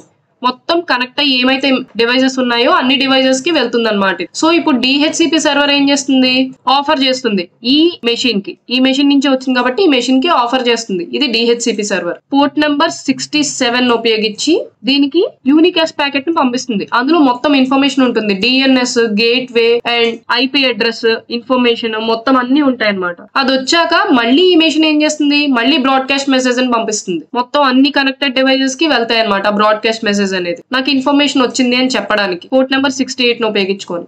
అప్పుడు DHCP సర్వర్ ఏం చేస్తుంది, ఎక్నాలెడ్జ్ చేస్తుంది పోర్ట్ నెంబర్ 67 ఉపయోగించుకొని మళ్ళీ ఈ మెషిన్ కి యూనికాస్ట్ ప్యాకెట్ ద్వారా. సో ఈ ఏదైతే మెషిన్ IP అడ్రస్ కావాలో అది బ్రాడ్కాస్ట్ మెసేజ్ పంపిస్తుంది. ఏదైతే DHCP సర్వర్ ఉందో 67 పోర్ట్ తో యూనికాస్ట్ ప్యాకెట్ ని పంపిస్తుంది అనమాట. ఇక్కడతో డోరా ప్రాసెస్ కంప్లీట్ అయింది. కంప్లీట్ అయ్యాక ఈ DHCP సర్వర్ IP అడ్రస్ ని ఈ సిస్టమ్ కి అసైన్ చేస్తుంది అనమాట. మనకి కంప్యూటర్ మెషిన్ కి IP అడ్రస్ ని అసైన్ చేయడానికి 2 ఆప్షన్స్ ఉంటాయి. ఫస్ట్ స్టాటిక్, సెకండ్ వచ్చేసరికి డైనమిక్. స్టాటిక్ వచ్చేసరికి మాన్యువల్ గా IP అడ్రస్ ని అదర్ నెట్వర్క్ ఇన్ఫర్మేషన్ తో అసైన్ చేస్తాం అనమాట. డైనమిక్ వచ్చేసరికి ఆటోమేటిక్ గా DHCP సర్వర్ ద్వారా అసైన్ అవుతుంది. మన విండోస్ మెషిన్ కి ఏ IP అడ్రస్ అసైన్ అయ్యిందో చెక్ చేసుకోవాలంటే విండోస్ R ప్రెస్ చేస్తే మీకు రన్ కమాండ్ ఓపెన్ అవుతుంది. ఇందులో ncpa.cpl అని టైప్ చేయండి. సో నాకు ఈథర్నెట్ అయినా క్లిక్ చేసుకోవచ్చు. మీరు దేనికి కనెక్ట్ అయి ఉన్నారో దానికి క్లిక్ చేసి ప్రాపర్టీస్ మీద క్లిక్ చేయండి. ఇందులో ఇంటర్నెట్ ప్రోటోకాల్, సో దీని మీద క్లిక్ చేసి ప్రాపర్టీస్ మీద క్లిక్ చేయండి. క్లిక్ చేశాక మీకు ఇక్కడ 2 ఆప్షన్స్ వచ్చాయి చూడండి, obtain an IP address automatically or use the following IP address. obtain an IP address automatically అంటే DHCP సర్వర్ ని యూజ్ చేసి ఆటోమేటిక్ గా చేయడానికి, or use the following IP address అంటే మాన్యువల్ గా ఎంటర్ చేయడానికి అనమాట. సో ఇలా అసైన్ చేస్తారు. అండ్ ఈ DHCP సర్వర్ ని మీకు ఇంకా సింపుల్ గా అర్థం అవడానికి నేను ఒక ఎగ్జాంపుల్ చెప్తా చూడండి. ఇప్పుడు ఇమాజిన్ చేసుకోండి, లైక్ ఒక హోటల్ ఉంది. హోటల్ అందులో రూమ్స్ కూడా ఉన్నాయనుకోండి. ఇందులో రూమ్స్ వచ్చేసరికి IP అడ్రస్లు అండ్ హోటల్ వచ్చేసరికి నెట్వర్క్, హోటల్లో రిసెప్షనిస్ట్ వచ్చేసరికి DHCP సర్వర్ అండ్ గెస్ట్ వచ్చేసరికి డివైస్ అన్నమాట. సో ఈ గెస్ట్ ఏం చేసింది, హోటల్ కి వచ్చింది. హోటల్లో చెక్ చేసుకుంటుంది అనమాట ఈ రిసెప్షనిస్ట్ ని అడిగి. ఈ గెస్ట్ హోటల్ కి వచ్చి రిసెప్షనిస్ట్ ని అడిగి చెక్ చేసుకుంటుంది రూమ్స్ ఏమైనా అవైలబిలిటీ ఉన్నాయా. సేమ్ అలానే ఈ డివైస్ నెట్వర్క్ వచ్చాక DHCP సర్వర్ ని అడుగుతుంది IP అడ్రస్ కోసం. సో ఇక్కడ గెస్ట్ అంటే డివైస్, హోటల్ అంటే నెట్వర్క్, రిసెప్షనిస్ట్ అంటే DHCP సర్వర్, రూమ్ అంటే IP అడ్రస్. సో హోటల్లో రిసెప్షనిస్ట్ ఏం చేస్తుంది, రూమ్ అవైలబిలిటీ చెక్ చేస్తుంది. సేమ్ అలానే DHCP సర్వర్ కూడా చెక్ చేస్తుంది అనమాట IP అడ్రస్ కోసం. సో ఈ రిసెప్షనిస్ట్ చెక్ చేశాక వేకెట్ రూమ్ ని అంటే IP అడ్రస్ ని గెస్ట్ కి అసైన్ చేస్తుంది. గెస్ట్ ఏం చేస్తాడు, ఆ రూమ్ తీసుకుంటాడు. సేమ్ ఇక్కడ కూడా డివైస్ యాక్సెప్ట్ చేస్తుంది ఆఫర్ ని. ఈ గెస్ట్ రూమ్ తీసుకున్నాక ఏం చేస్తాడు, రూమ్ కి తీసుకొని రూమ్ కి వెళ్లి హోటల్ సర్వీసెస్ ని యూజ్ చేసుకుంటాడు. ఇక్కడ సేమ్ అలాగే ఇక్కడ కీ అంటే కాన్ఫిగరేషన్ డివైస్ కి. సో డివైస్ కాన్ఫిగరేషన్ ఉపయోగించి IP అడ్రస్ ని యాక్సెస్ చేసుకుని నెట్వర్క్ రిసోర్సెస్ ని యూజ్ చేసుకోవడం స్టార్ట్ చేస్తుంది అనమాట ఈ డివైస్. సో హోటల్లో ఏంటి, ఇప్పుడు ఒక రూమ్ ఒక గెస్ట్ తీసుకున్నాడంటే పర్టికులర్ టైం లో మాత్రమే ఉండగలడు. అలాగే సేమ్ ఐపీ అడ్రస్ కి కూడా లీజ్ టైం ఉంటుంది అనమాట. ఒకవేళ ఇంకా ఎక్కువ ఉండాలి అంటే ఈ గెస్ట్ ఏం చేసుకోవాలి, ఎక్స్టెన్షన్ కి రిసెప్షనిస్ట్ ని అడగాలి ఇంకా ఎక్స్టెండ్ చేయమని. అలానే ఈ డివైస్ కూడా అదే ఐపీ అడ్రస్ కావాలంటే లీజ్ రెన్యువల్ చేసుకుంటుంది అనమాట డిహెచ్సిపి సర్వర్ నుండి. సో ఇప్పుడు ఈ గెస్ట్ ఎక్స్టెండ్ చేసుకున్నది కూడా అయిపోయింది, అతను ఇంకా రూమ్ వెకేట్ చేయాలనుకుంటున్నాడు. సో వెకేట్ చేస్తే ఆ రూమ్ వేరే వాళ్ళకి అవైలబుల్ గా ఉంటుంది. అలాగే ఈ డివైస్ అనేది డిస్కనెక్ట్ అయితే ఐపీ అడ్రస్ వేరే డివైజెస్ కి అవైలబుల్ గా ఉంటుంది అనమాట. ఇక్కడ మీరు ఏం అర్థం చేసుకోవాలంటే హోటల్ ఆ రూమ్స్ మేనేజ్ చేస్తుంది ఈ రిసెప్షనిస్ట్ ద్వారా. అలానే నెట్వర్క్ ఐపీ అడ్రసెస్ ని మేనేజ్ చేస్తుంది డిహెచ్సిపి సర్వర్ ద్వారా. సో ఈ డిహెచ్సిపి సర్వర్ అయితే మీకు క్లియర్ గా అర్థమైందని అనుకుంటున్నాను ఈ ఎగ్జాంపుల్ ద్వారా ఇంకా క్లియర్ గా. అండ్ ఇంకొక పాయింట్ ఏంటి అంటే ఈ డిహెచ్సిపి అనేది అప్లికేషన్ ఓఎస్ఏ లేయర్స్ లో అప్లికేషన్ లేయర్ మీద వర్క్ చేస్తుంది అనమాట. నెక్స్ట్ మన సెకండ్ టాపిక్ వచ్చేసరికి ఈమెయిల్ సర్వర్ అంటే ఏంటి అనేది చూద్దాం. ఇప్పుడు ఈమెయిల్ సర్వర్ గురించి చూద్దాము. కార్పొరేట్ నెట్వర్క్ లో ఈమెయిల్ సర్వర్ అనేది ఈమెయిల్ కమ్యూనికేషన్స్ ని ప్రొవైడ్ చేస్తుంది అనమాట. దానికోసం SMTP సర్వీస్ అనేది ఇన్స్టాల్ చేసుకొని ఉండాలి ఈమెయిల్ సర్వర్ కావాలి అంటే. SMTP అంటే ఏంటంటే సింపుల్ మెయిల్ ట్రాన్స్ఫర్ ప్రోటోకాల్. ఈ SMTP ఎందుకు ఉపయోగపడుతుంది అంటే క్లయింట్ మెషిన్స్ నుండి ఏవైతే మెయిల్స్ పంపుతున్నారో అది సర్వర్ కి వెళ్తుంది అనమాట. లేకపోతే సర్వర్ నుండి సర్వర్ కి. క్లయింట్ ఈ SMTP సర్వర్ కి పోర్ట్ నెంబర్ 25 తో కనెక్ట్ అయి ఉంటాడు. కనెక్ట్ అయ్యి మనకి యూజర్ నేమ్ అండ్ పాస్వర్డ్ ఇస్తాడు అనమాట. ఒకవేళ క్రెడెన్షియల్స్ కరెక్ట్ గా యాక్సెప్ట్ అయితే సర్వర్ చెక్ చేసుకుంటుంది ఆ క్రెడెన్షియల్. మనం ఇప్పుడు జీమెయిల్ ఓపెన్ చేస్తాం, జీమెయిల్ ఓపెన్ చేసి మన మెయిల్ ఐడి పాస్వర్డ్ కొడతాం. కొట్టాక అవి కరెక్ట్ అయితే సర్వర్ చెక్ చేసుకుంటుంది, వెరిఫై చేస్తుంది. అండ్ అలాగే మనం పంపించినప్పుడు కూడా ఎవరికైనా వాళ్ళ మెయిల్ అది కరెక్ట్ గా ఉందో లేదో చెక్ చేసి అప్పుడు వాళ్ళకి పంపిస్తుంది అనమాట. ఒక కంపెనీ ఉందనుకోండి, ఆ కంపెనీలో వాళ్ళు ఫస్ట్ ఏం చేస్తారంటే ఈమెయిల్ సర్వర్ ని సెటప్ చేస్తారు. సో ఈ SMTP ప్రోటోకాల్ ఏమవుతుంది, క్లయింట్ మెషిన్స్ ఏవైతే ఉన్నాయో వాటి నుండి మెయిల్స్ సెండ్ చేయడానికి ఉపయోగపడుతుంది. అండ్ ఏవైతే మెయిల్స్ వాళ్ళకి రిసీవ్ అయ్యాయో డౌన్లోడ్ చేసుకోవడానికి మెయిల్ ని డౌన్లోడ్ చేసుకోవడానికి ప్రోటోకాల్ POP3 ని వాడతారనమాట. ఈ POP3 ద్వారా అంటే పోస్ట్ ఆఫీస్ ప్రోటోకాల్. ఈ POP3 అనేది పోర్ట్ నెంబర్ 110 మీద వర్క్ చేస్తుంది. అండ్ ఈ IMAP 143 మీద పోర్ట్ నెంబర్ మీద వర్క్ చేస్తుంది. ఈ ప్రోటోకాల్స్ ఏమవుతాయంటే ఈమెయిల్స్ ని సర్వర్ కి రిట్రీవ్ చేయడానికి ఉపయోగపడతాయి అనమాట. మనకి ఇక్కడ SMTP లో పోర్ట్ 25 అనేది నార్మల్ గా మనం మెయిల్స్ పెట్టినప్పుడు వెళ్ళేదన్నమాట. బట్ ఇది అంత సెక్యూర్ కాదు. సో పోర్ట్ 587 అనేది సెక్యూర్ అనమాట. ఎన్క్రిప్ట్ అయ్యి ఈమెయిల్స్ వెళ్తాయి. సో ఇక్కడ డిఫరెన్సెస్ ఇచ్చాను చూడండి. అండ్ నెక్స్ట్ వచ్చేసరికి మనకి వెబ్ సర్వీస్ విత్ IaaS అంటే వెబ్సైట్ హోస్టింగ్ అనమాట. విండోస్ మెషిన్స్ కి IaaS సర్వీస్ అనేది కావాలి ఒక వెబ్సైట్ ని మెయింటైన్ చేయాలంటే. అదే లైనక్స్ లో అయితే అపాచీ సర్వీస్ కావాలన్నమాట. IaaS సర్వీస్ అనేది సర్వర్ కి యూజ్ చేస్తారు క్లయింట్స్ కి వెబ్ సర్వీస్ ని ప్రొవైడ్ చేయడానికి. సో ఇందులో HTTP అనేది చాలా అవసరం అండ్ కామన్ గా యూజ్ అయ్యే సర్వీస్ అన్నమాట అన్ని కంపెనీస్ కి కూడా. ఫర్ ఎగ్జాంపుల్ ఒక కంపెనీ ఒక వెబ్సైట్ ని రన్ చేస్తుంది అనుకోండి, వాళ్ళ ఓన్ వెబ్సైట్ ని. లైక్ HTTP అంటే first hyper text transfer protocol అన్నమాట. ఇది 80 పోర్ట్ మీద వర్క్ చేస్తుంది. యూజర్స్ ఈ వెబ్సైట్స్ కి కనెక్ట్ అవుతారు. బట్ ఈ HTTP లో మెయిన్ డ్రాబ్యాక్ ఏంటి అంటే మీరు ఏదైనా డేటాని ట్రాన్స్ఫర్ చేసినా ఆర్ సెర్చ్ చేసినా లేకపోతే HTTP వెబ్సైట్ లో మీరు క్రెడెన్షియల్స్ అవి పెట్టినా సరే ప్లెయిన్ టెక్స్ట్ లో వెళ్తాయి. సో ఏ అటాకర్ అయినా సరే ఆ వెబ్సైట్ ని గమనిస్తూ ఉన్నట్లయితే మీ కాన్ఫిడెన్షియల్ డేటా అంతా స్నిఫ్ అవుతుంది అనమాట. Like user name, passwords, relevant information ఏదైతే ఉందో అదంతా అటాకర్స్ కి తెలుస్తుంది మీ ఇన్ఫర్మేషన్. సో వెబ్ సర్వీస్ ఎప్పుడు రికమెండ్ చేసేది ఈ HTTPS. ఈ HTTPS ప్రోటోకాల్ లో S స్టాండ్స్ ఫర్ SSL అంటే సెక్యూర్ సాకెట్ లేయర్. ఇది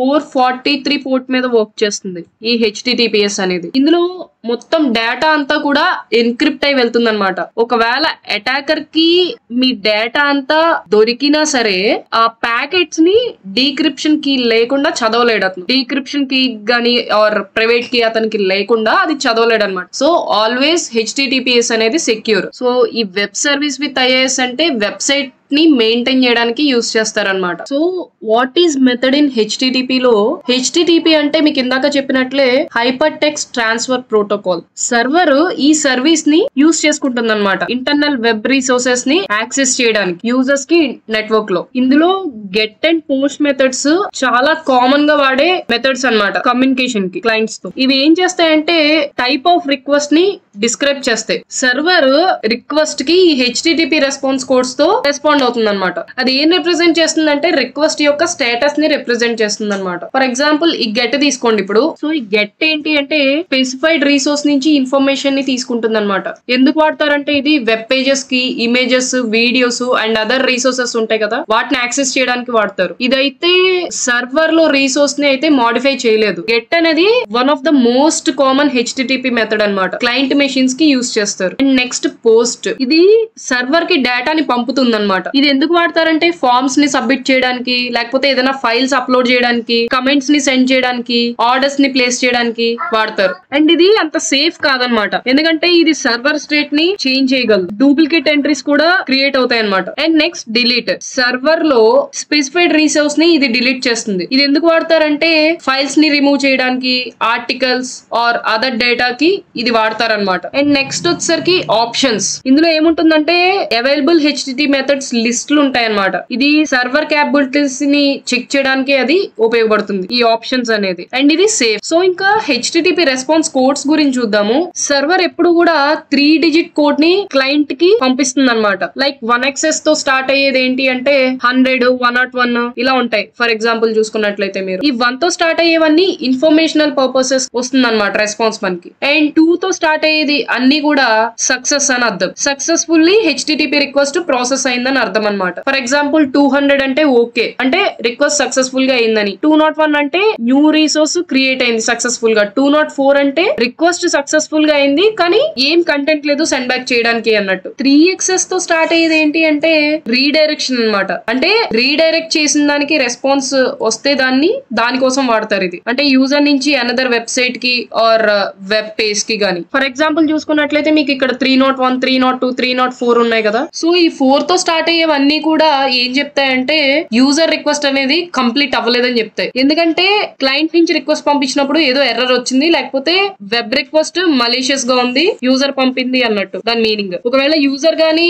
సర్వర్ కి మలీషియస్ రిక్వెస్ట్ పంపిస్తే ఇది ట్రబుల్ షూటింగ్ కి అండ్ ఇన్వెస్టిగేషన్ కి వాడతారనమాట. ఫర్ ఎగ్జాంపుల్ మీరు ఏదైనా ఒక వెబ్సైట్ ని సెర్చ్ చేసినప్పుడు మీకు ఈ రిక్వెస్ట్ అనేది మీరు గమనించి ఉంటారు. 400 అంటే బ్యాడ్ రిక్వెస్ట్ అని, 401 అంటే అనాథరైజ్డ్ రిక్వెస్ట్ అని, 403 అంటే ఫర్బిడన్ అని, 404 నాట్ ఫౌండ్ అని మీరు గమనించే ఉంటారు. ఇంకా 5x తో స్టార్ట్ అయ్యే రెస్పాన్స్ కోడ్స్ ఏంటి అంటే ఆ రిక్వెస్ట్ ని ప్రాసెస్ చేయడానికి అవ్వదు అని. ఎందుకంటే సర్వర్ సైడ్ కొన్ని ఎర్రర్స్ ఉన్నాయని దీని మీనింగ్. అడ్మినిస్ట్రేటర్స్, సెక్యూరిటీ టీమ్స్ ఈ కోడ్ ని యూజ్ చేస్తారనమాట. ఎందుకంటే సర్వర్ డౌన్ లో ఉందా లేకపోతే అన్అవైలబుల్ ఉందా అది చెక్ చేయడానికి వెబ్ రిక్వెస్ట్ కి.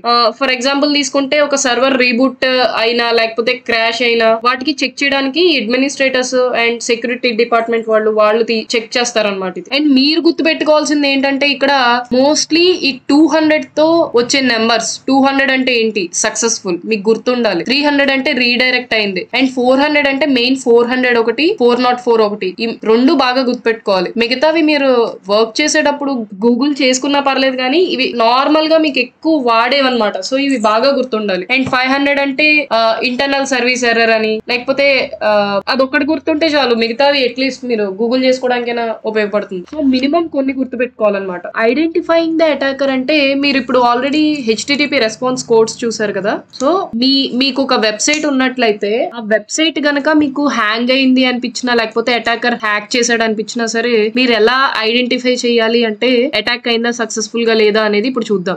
రెస్పాన్స్ కోడ్స్ చెక్ చేయాలి ఫస్ట్. మీరు మలీషియస్ రిక్వెస్ట్ కి 200 అయింది అనుకోండి, ఆర్ ఎల్స్ మీకు వెబ్సైట్ లేకపోయినా మీరు ఎక్కడైనా జాబ్ చేస్తున్నా గానీ మీకు ఏదైనా అలర్ట్ ట్రిగ్గర్ అయితే అలర్ట్ ట్రిగ్గర్ అయినప్పుడు దాని రెస్పాన్స్ కోడ్స్ లాగ్స్ లో చూడాలి. లాగ్స్ అంటే ఏం లేదు, యాక్చువల్లీ మనం కంప్యూటర్ లో చేసే ప్రతి పని లాగ్ కింద జనరేట్ అవుతుంది అనమాట. ఆ లాగ్స్ లో చెక్ చేసినప్పుడు రెస్పాన్స్ కోడ్ చెక్ చేయండి. అది 200 ఉంటే దాని అర్థం ఏంటి? సక్సెస్ఫుల్ అని. సో దానికి ఫర్దర్ ఇన్వెస్టిగేషన్ చేయాలన్నమాట. అండ్ రెస్పాన్స్ కోడ్ 5 దీని మీద వచ్చింది అనుకోండి, 200 అంటే 200 అని కాదు, 2 తో స్టార్ట్ అయ్యి దేని మీద వచ్చినా సరే మీరు ఫర్దర్ ఇన్వెస్టిగేషన్ చేయాలి, ఎందుకంటే సక్సెస్ఫుల్ అయిందని. అండ్ 5 తో స్టార్ట్ అయ్యి ఏమొచ్చినా సరే సర్వర్ లాగ్స్ చెక్ చేయాలన్నమాట, ఏమైనా ఎర్రర్ మెసేజ్ ఉందా అనేది. ఇది పాసిబిలిటీ ఏంటంటే అటాకర్ హోస్టెడ్ సర్వీస్ ని షట్ డౌన్ చేయడానికి ట్రై చేస్తాడు. అండ్ రెస్పాన్స్ కోడ్ మీరు లాగ్స్ లో 4xs చూడండి, అంటే 400 గానీ 404 గానీ ఈ 4 తో స్టార్ట్ అయిన ఏమైనా గానీ 4 తో స్టార్ట్ అయి ఉంటే ఎవరో కొంతమంది మలీషియస్ వెబ్ రిక్వెస్ట్ ని వెబ్సైట్స్ కి పంపడానికి ట్రై చేస్తున్నారని దాని అర్థం. సో వీటిల్లో ఏమొచ్చినా సరే మీరు ఫర్దర్ ఇన్వెస్టిగేషన్ చేయాలి. నెక్స్ట్ FTP సర్వీస్ అంటే FTP అంటే ఫైల్ ట్రాన్స్ఫర్ ప్రోటోకాల్. ఇది ఎందుకు ఉపయోగపడుతుందంటే యూజర్ గానీ ఆర్ క్లయింట్ మెషిన్ లో ఫైల్ ని అప్లోడ్ చేసి డౌన్లోడ్ చేసుకోవడానికి సర్వర్ నుండి ఇది ఉపయోగపడుతుంది అనమాట. ఈ ప్రోటోకాల్ సర్వర్ ఎలా మేనేజ్ చేస్తుందంటే యూజర్ ని అథెంటికేషన్ అండ్ ఆథరైజేషన్ ఆ రెండు ఉంటేనే పర్టికులర్ యూజర్ కి డేటాని ఇస్తుంది అనమాట. అండ్ ఇది ఏ పోర్ట్స్ మీద వర్క్ చేస్తుందంటే port number 20 and port number 21 ఈ 2 పోర్ట్స్ మీద వర్క్ చేస్తుంది ఇది FTP సర్వీస్ అనేది. అండ్ ఈ టెల్నెట్ అండ్ SSH గురించి మాట్లాడుకుంటే ఈ రెండు సర్వీస్లు కూడా రిమోట్ గా డివైస్ ని యాక్సెస్ చేయడానికి ఉపయోగపడతాయి. ఈ టెల్నెట్ SSH కూడా సేమ్ సర్వీస్ నే ప్రొవైడ్ చేస్తాయి అనమాట. ఈ రెండింటికి డిఫరెన్స్ ఏంటి అంటే వాటి యొక్క కనెక్షన్ మెథడ్. ఈ టెల్నెట్ ఏం ఎస్టాబ్లిష్ చేస్తుందంటే క్లియర్ టెక్స్ట్ కమ్యూనికేషన్ అనమాట. SSH ఏం చేస్తుందంటే ఎన్క్రిప్టెడ్ కమ్యూనికేషన్ అనమాట మెషిన్స్ మధ్యలో. సో టెల్నెట్ 23 పోర్ట్ మీద వర్క్ చేస్తుంది అండ్ SSH వచ్చేసరికి 22 పోర్ట్ మీద వర్క్ చేస్తుంది. మీరు ఇందాక FTP సర్వీస్ చూసుకుంటే అది 2021 అండ్ SSH వచ్చేసరికి 22 పోర్ట్ అండ్ టెల్నెట్ వచ్చేసరికి 23. ఈ టెల్నెట్ అనేది ప్లెయిన్ టెక్స్ట్ లో వెళ్తుంది కమ్యూనికేషన్. సో SSH అనేది సెక్యూర్ షెల్ కాబట్టి ఎన్క్రిప్ట్ అయి వెళ్తుంది అనమాట. అండ్ నెక్స్ట్ వచ్చేసరికి రిమోట్ డెస్క్టాప్ కనెక్షన్. ఈ రిమోట్ డెస్క్టాప్ కనెక్షన్ ఎవరు వాడతారంటే సిస్టమ్ అడ్మిన్స్ వాడతారు సర్వర్ ని రిమోట్ గా యాక్సెస్ చేయడానికి. ఇది ఒక సర్వర్ అనుకోండి, ఇది ఒక కంప్యూటర్ అనుకోండి. ఈ సర్వర్ కి ఈ సిస్టమ్ వాళ్ళు లాగిన్ అవ్వాలంటే త్రూ RDP ద్వారా, RDP అంటే రిమోట్ డెస్క్టాప్ కనెక్షన్, RDP ద్వారా లాగిన్ అవుతారు అనమాట. సో ఇది లాగిన్ అవ్వాలంటే వాళ్ళు ఫస్ట్ RDP సర్వీస్ ని ఎనేబుల్ చేసి ఉండాలి సర్వర్ లో. సో వీటి గురించి మీకు వాట్ ఈస్ వాట్ అనేది తెలిస్తే సరిపోతుంది అనమాట. ఇన్ డెప్త్ అవసరం లేదు, మీకు ఇక్కడ వరకు తెలిస్తే ఇవి ఎందుకు ఉపయోగపడతాయి, ఇవి దేనికి యూజ్ అవుతాయి అనేది తెలిస్తే సరిపోతుంది. సో ఈ సాక్ లో ఈ రోజుకి వచ్చేసరికి ఇంతే అండి ఈ వీడియో. అండ్ సో క్రిప్టోగ్రఫీ అనేది ఇన్ఫర్మేషన్ సెక్యూరిటీలో చాలా ముఖ్యమైన పాత్ర పోషిస్తుంది. ఎందుకంటే ఇది కమ్యూనికేషన్ అండ్ ఇన్ఫర్మేషన్ ని చాలా సెక్యూర్ గా ఉంచుతుంది అనమాట. అనాథరైజ్డ్ యాక్సెస్ నుండి ఎన్క్రిప్ట్ చేసి ఈ కమ్యూనికేషన్ ని, ఈ డేటాని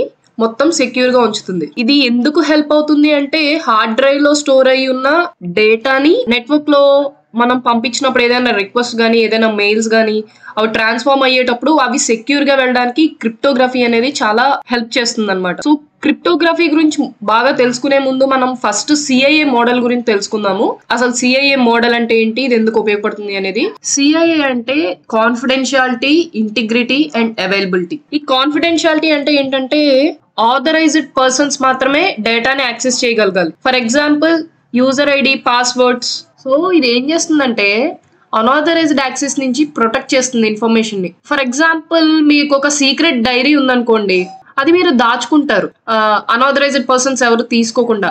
దీనికి ఎగ్జాంపుల్స్ ఏంటంటే డేటా లీక్స్ అవుతాయి కాన్ఫిడెన్షియాలిటీలో, హ్యాకింగ్ గానీ లేకపోతే అనాథరైజ్డ్ పీపుల్ మానిటర్ చేయడం గానీ చేసేదంతా, ఇవన్నీ ఎగ్జాంపుల్స్ లోకి వస్తాయి అన్నమాట. సో ఇంటిగ్రిటీ ఏంటంటే యాక్యురసీని, ఇన్ఫర్మేషన్ కంప్లీట్నెస్ ని మెయింటైన్ చేయడం అనమాట. ఇమాజిన్ చేసుకోండి, మీరు ఒక హోటల్ ఉంది లైక్ డామినోస్, దాంట్లో ఆ రెసిపీస్ అనేది చాలా సీక్రెట్ గా ఉంచుతారు వాళ్ళు. ఎవరో మధ్యలో ఒకళ్ళు వచ్చి దాన్ని ఆ రెసిపీస్ మొత్తం చేంజ్ చేసేస్తారు, టేస్ట్ మొత్తం మారిపోతుంది. ఇది కూడా సేమ్ ఏంటంటే ఇక్కడ ఇన్ఫర్మేషన్ అనేది మారకుండా ఉండాలన్నమాట. ఇంటిగ్రిటీలో అనాథరైజ్డ్ వేస్ లో మోడిఫై చేయకుండా ఉండాలి. దీనికి ఎగ్జాంపుల్స్ ఏంటంటే డేటా మ్యానిపులేషన్స్ చేయడం, ఫోర్జరీ చేయడం, రాన్సమ్వేర్ అటాక్స్, ఇవన్నీ ఇంటిగ్రిటీలోకి వస్తాయి అనమాట. అండ్ అవైలబిలిటీ గురించి మాట్లాడుకుంటే ఎవరైతే ఆథరైజ్డ్ పర్సన్స్ ఉంటారో వాళ్ళకి అవసరమైనప్పుడు వాళ్ళకి అవైలబిలిటీ ఉండాలి. ఫర్ ఎగ్జాంపుల్ మీకు ఒక జీమెయిల్ అకౌంట్ ఉందనుకోండి, మీ జీమెయిల్ మీకు కావాల్సిన టైంలో మీరు ఓపెన్ చేసుకుంటే ఓపెన్ చేయగలిగేలా ఉండాలన్నమాట. ఆ టైంలో మీకు ఇన్వాలిడ్ అని కానీ ఎర్రర్స్ కానీ రాకూడదు.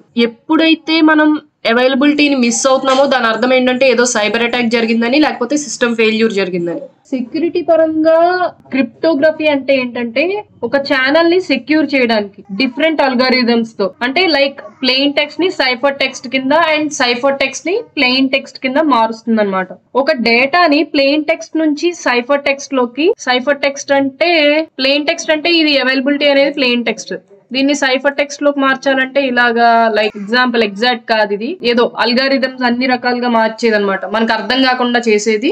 సో ఈ అవైలబిలిటీ అనేది ఇలా సైఫర్ టెక్స్ట్ ఇలా ఉంటుంది అనమాట. ఎగ్జాంపుల్ చెప్పాను, ఎగ్జాక్ట్ కాదు ఇది. ఈ ప్లెయిన్ టెక్స్ట్ ని సైఫర్ టెక్స్ట్ గా మార్చే ప్రాసెస్ నే ఎన్క్రిప్షన్ అంటారు అనమాట. ఒకవేళ ఈ ఇన్ఫర్మేషన్ ఎన్క్రిప్ట్ అయిన దాన్ని ప్లెయిన్ టెక్స్ట్ లోకి మారిస్తే దాన్ని డీక్రిప్షన్ అంటారు. ఇది ప్లెయిన్ టెక్స్ట్ అనుకోండి, దీన్ని సైఫర్ టెక్స్ట్ గా మారిస్తే, సైఫర్ టెక్స్ట్ అంటే ఫర్ ఎగ్జాంపుల్ ఇలా ఉంటుంది, ఇలా మారిస్తే దాన్ని ఎన్క్రిప్షన్ అంటారు. అదే ఈ సైఫర్ టెక్స్ట్ ని ప్లెయిన్ టెక్స్ట్ గా మారిస్తే దాన్ని డీక్రిప్షన్ అంటారు. ఇందులో క్రిప్టోగ్రఫీలో 3 రకాలు ఉంటాయన్నమాట. Secret key cryptography, public key cryptography, hash function. ఈ ఒక్కొక్కటి అంటే ఏంటో చూద్దాం ఇప్పుడు. సీక్రెట్ కీ క్రిప్టోగ్రఫీ అంటే దీన్నే సిమెట్రిక్ ఎన్క్రిప్షన్ అని కూడా అంటారు. ఇది మీకు ఇక్కడ ఇమేజ్ చూసుకుంటేనే మీకు క్లారిటీ వచ్చేస్తుంది. ఈ సీక్రెట్ కీ క్రిప్టోగ్రఫీ అన్న సిమెట్రిక్ ఎన్క్రిప్షన్ అన్న ఒకటే. ఈ ఎన్క్రిప్షన్ లో ఏం జరుగుతుందంటే ఈ సోర్స్ ఈ డెస్టినేషన్ ఒకే కీని యూజ్ చేస్తాయి. అంటే ఇప్పుడు మీరు ఒక హలో అని పంపించారు అనుకోండి,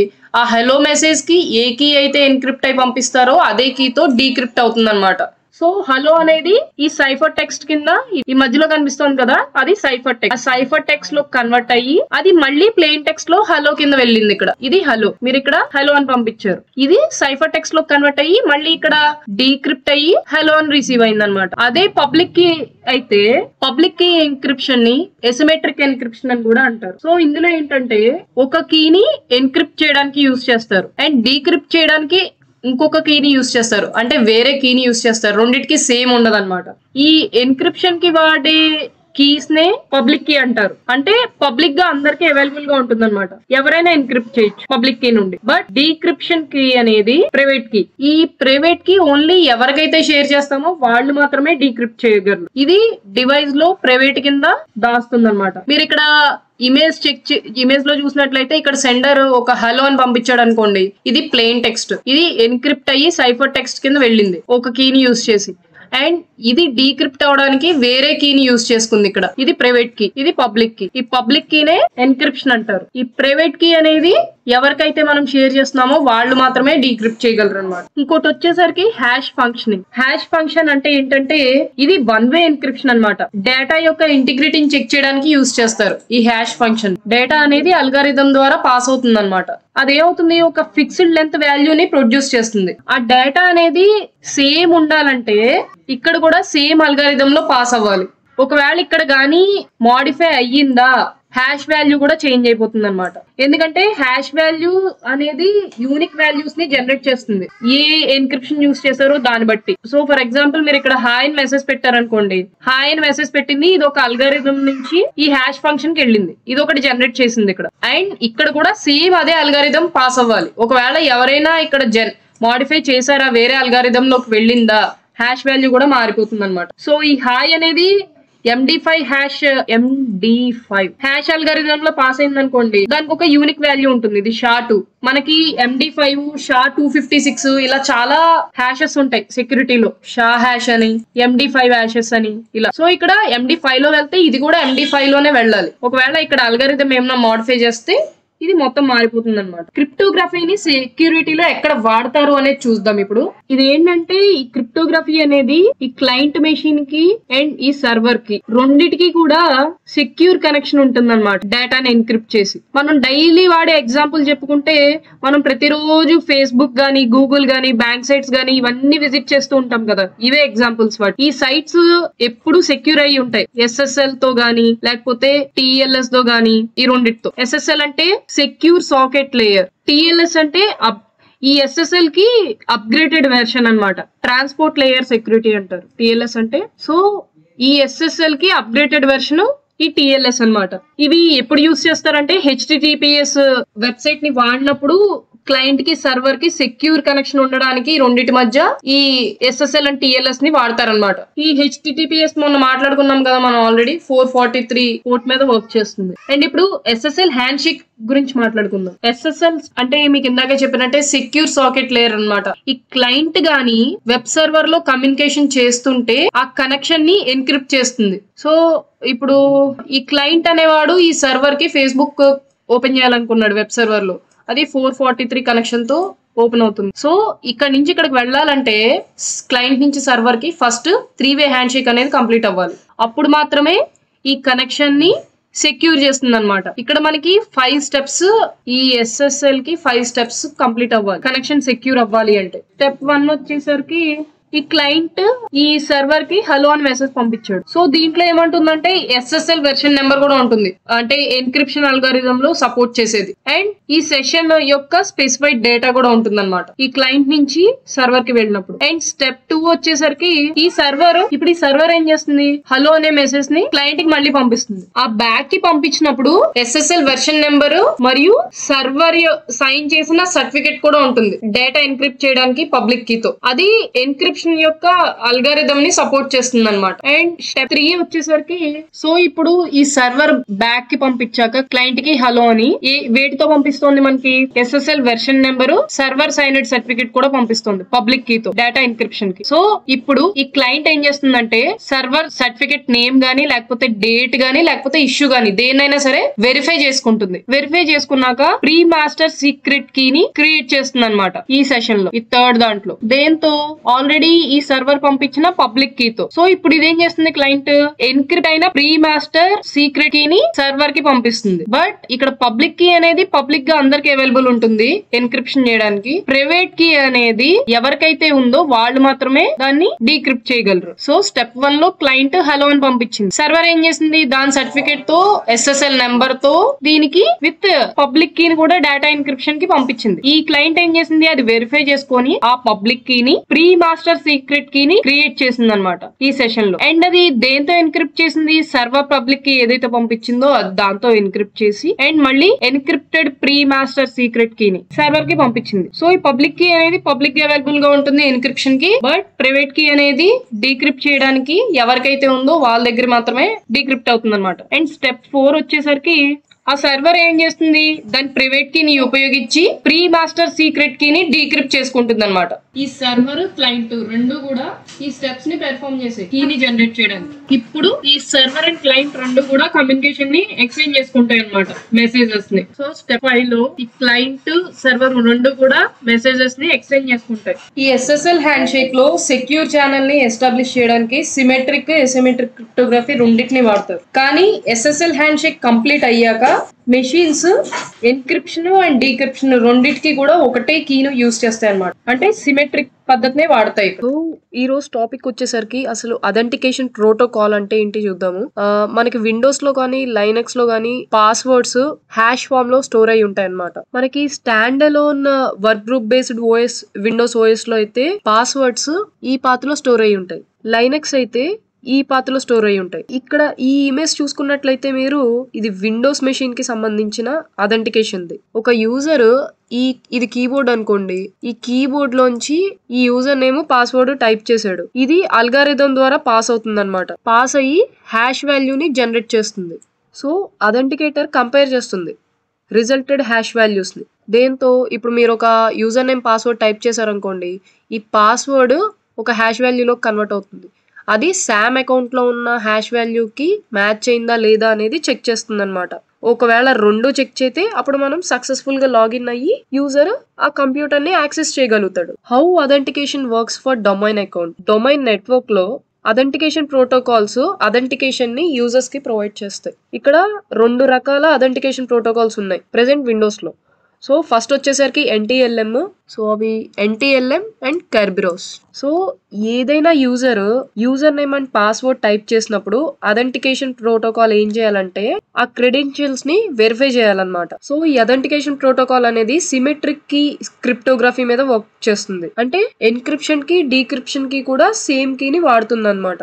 అండ్ మొత్తం అందరి ఎన్ని కంప్యూటర్స్ అయితే ఉన్నాయో లేకపోతే ఎన్ని అకౌంట్స్ అయితే ఉన్నాయో అందరి account user names and passwords కూడా యాక్టివ్ డైరెక్టరీలో సేవ్ అయి ఉంటాయి. సో మనకి అథెంటికేషన్ ప్రోటోకాల్ అర్థమయ్యే ముందు అసలు అథెంటికేషన్ కి ఎన్క్రిప్షన్ ఎందుకు రిక్వైర్డ్ అనేది తెలుసుకుందాం. సో ఇప్పుడు నాకు ఒక కంప్యూటర్ ఉంది, నేను ఒక బ్యాంక్ అకౌంట్ ఏదో ఓపెన్ చేసా. సో నెట్వర్క్ లో నా యూజర్ నేమ్ పాస్వర్డ్ టైప్ చేశాను. అదే నెట్వర్క్ కి వేరే అటాకర్ ఎవడైనా లాగిన్ అయి ఉంటే వాడికి నా క్రెడెన్షియల్స్ డేటా లీక్ అయ్యే ఛాన్సెస్ ఉన్నాయి. వాడు కూడా సేమ్ నెట్వర్క్ కి కనెక్ట్ అయి ఉంటాయి. దీన్నే MITM అటాక్ అంటారు, మ్యాన్ ఇన్ ద మిడిల్. ఈ అటాకర్ 2 టైప్స్ లో ఈ man in the middle attack ని పెర్ఫార్మ్ చేస్తాడు అనమాట. ఫస్ట్ వచ్చేసరికి ARP స్పూఫింగ్. అసలు ఫస్ట్ ARP అంటే ఏంటో తెలుసుకుందాము. ARP అంటే అడ్రస్ రిజల్యూషన్ ప్రోటోకాల్. ఒక ప్యాకెట్ ని నెట్వర్క్ లో కమ్యూనికేషన్ కోసం పంపించాలంటే అది ఇన్ఫర్మేషన్ ని ఫిల్ చేయాలి. లైక్ కంప్యూటర్ యొక్క MAC address, IP address, port address, source and destination machine, ఆ నెట్వర్క్ ప్యాకెట్ లో ఇన్ఫర్మేషన్ అంతా ఫిల్ చేయాలన్నమాట. సో ఆ టీసీపీ/ఐపీ ప్రోటోకాల్ ఈ ఏఆర్పి ప్రోటోకాల్ ని డెస్టినేషన్ మెషిన్ యొక్క మ్యాక్ అడ్రస్ ని కనిపెట్టడానికి దీన్ని ఉపయోగిస్తుంది. అండ్ ఈ ARP protocol layer 1 and layer 2 TCP IP protocol మీకు ముందు క్లాసెస్ లో చెప్పా కదా. సో ఆ 2 లేయర్స్ మీద వర్క్ చేస్తుంది అనమాట ఇది. సో నేను ఇది ఏఆర్పి గురించి ఇన్డెప్త్ వెళ్ళట్లేదు ఇంకా. సో ఇప్పుడు ఏఆర్పి స్పూఫింగ్ అంటే ఏంటో చూద్దాము. ఈ అటాక్ లో ఏం జరుగుతుందంటే అటాకర్ ఏం టార్గెట్ చేస్తాడంటే లోకల్ మెషిన్ గానీ గేట్వే క్యాచిన్ గానీ ఫేక్ ఏఆర్పి రిక్వెస్ట్లు పంపిస్తాడనమాట. So attacker fake broadcast ARP రిక్వెస్ట్లని నెట్వర్క్ లో పంపిస్తాడు వేరే కంప్యూటర్ల యొక్క ఐపీ అడ్రస్లతో సహా.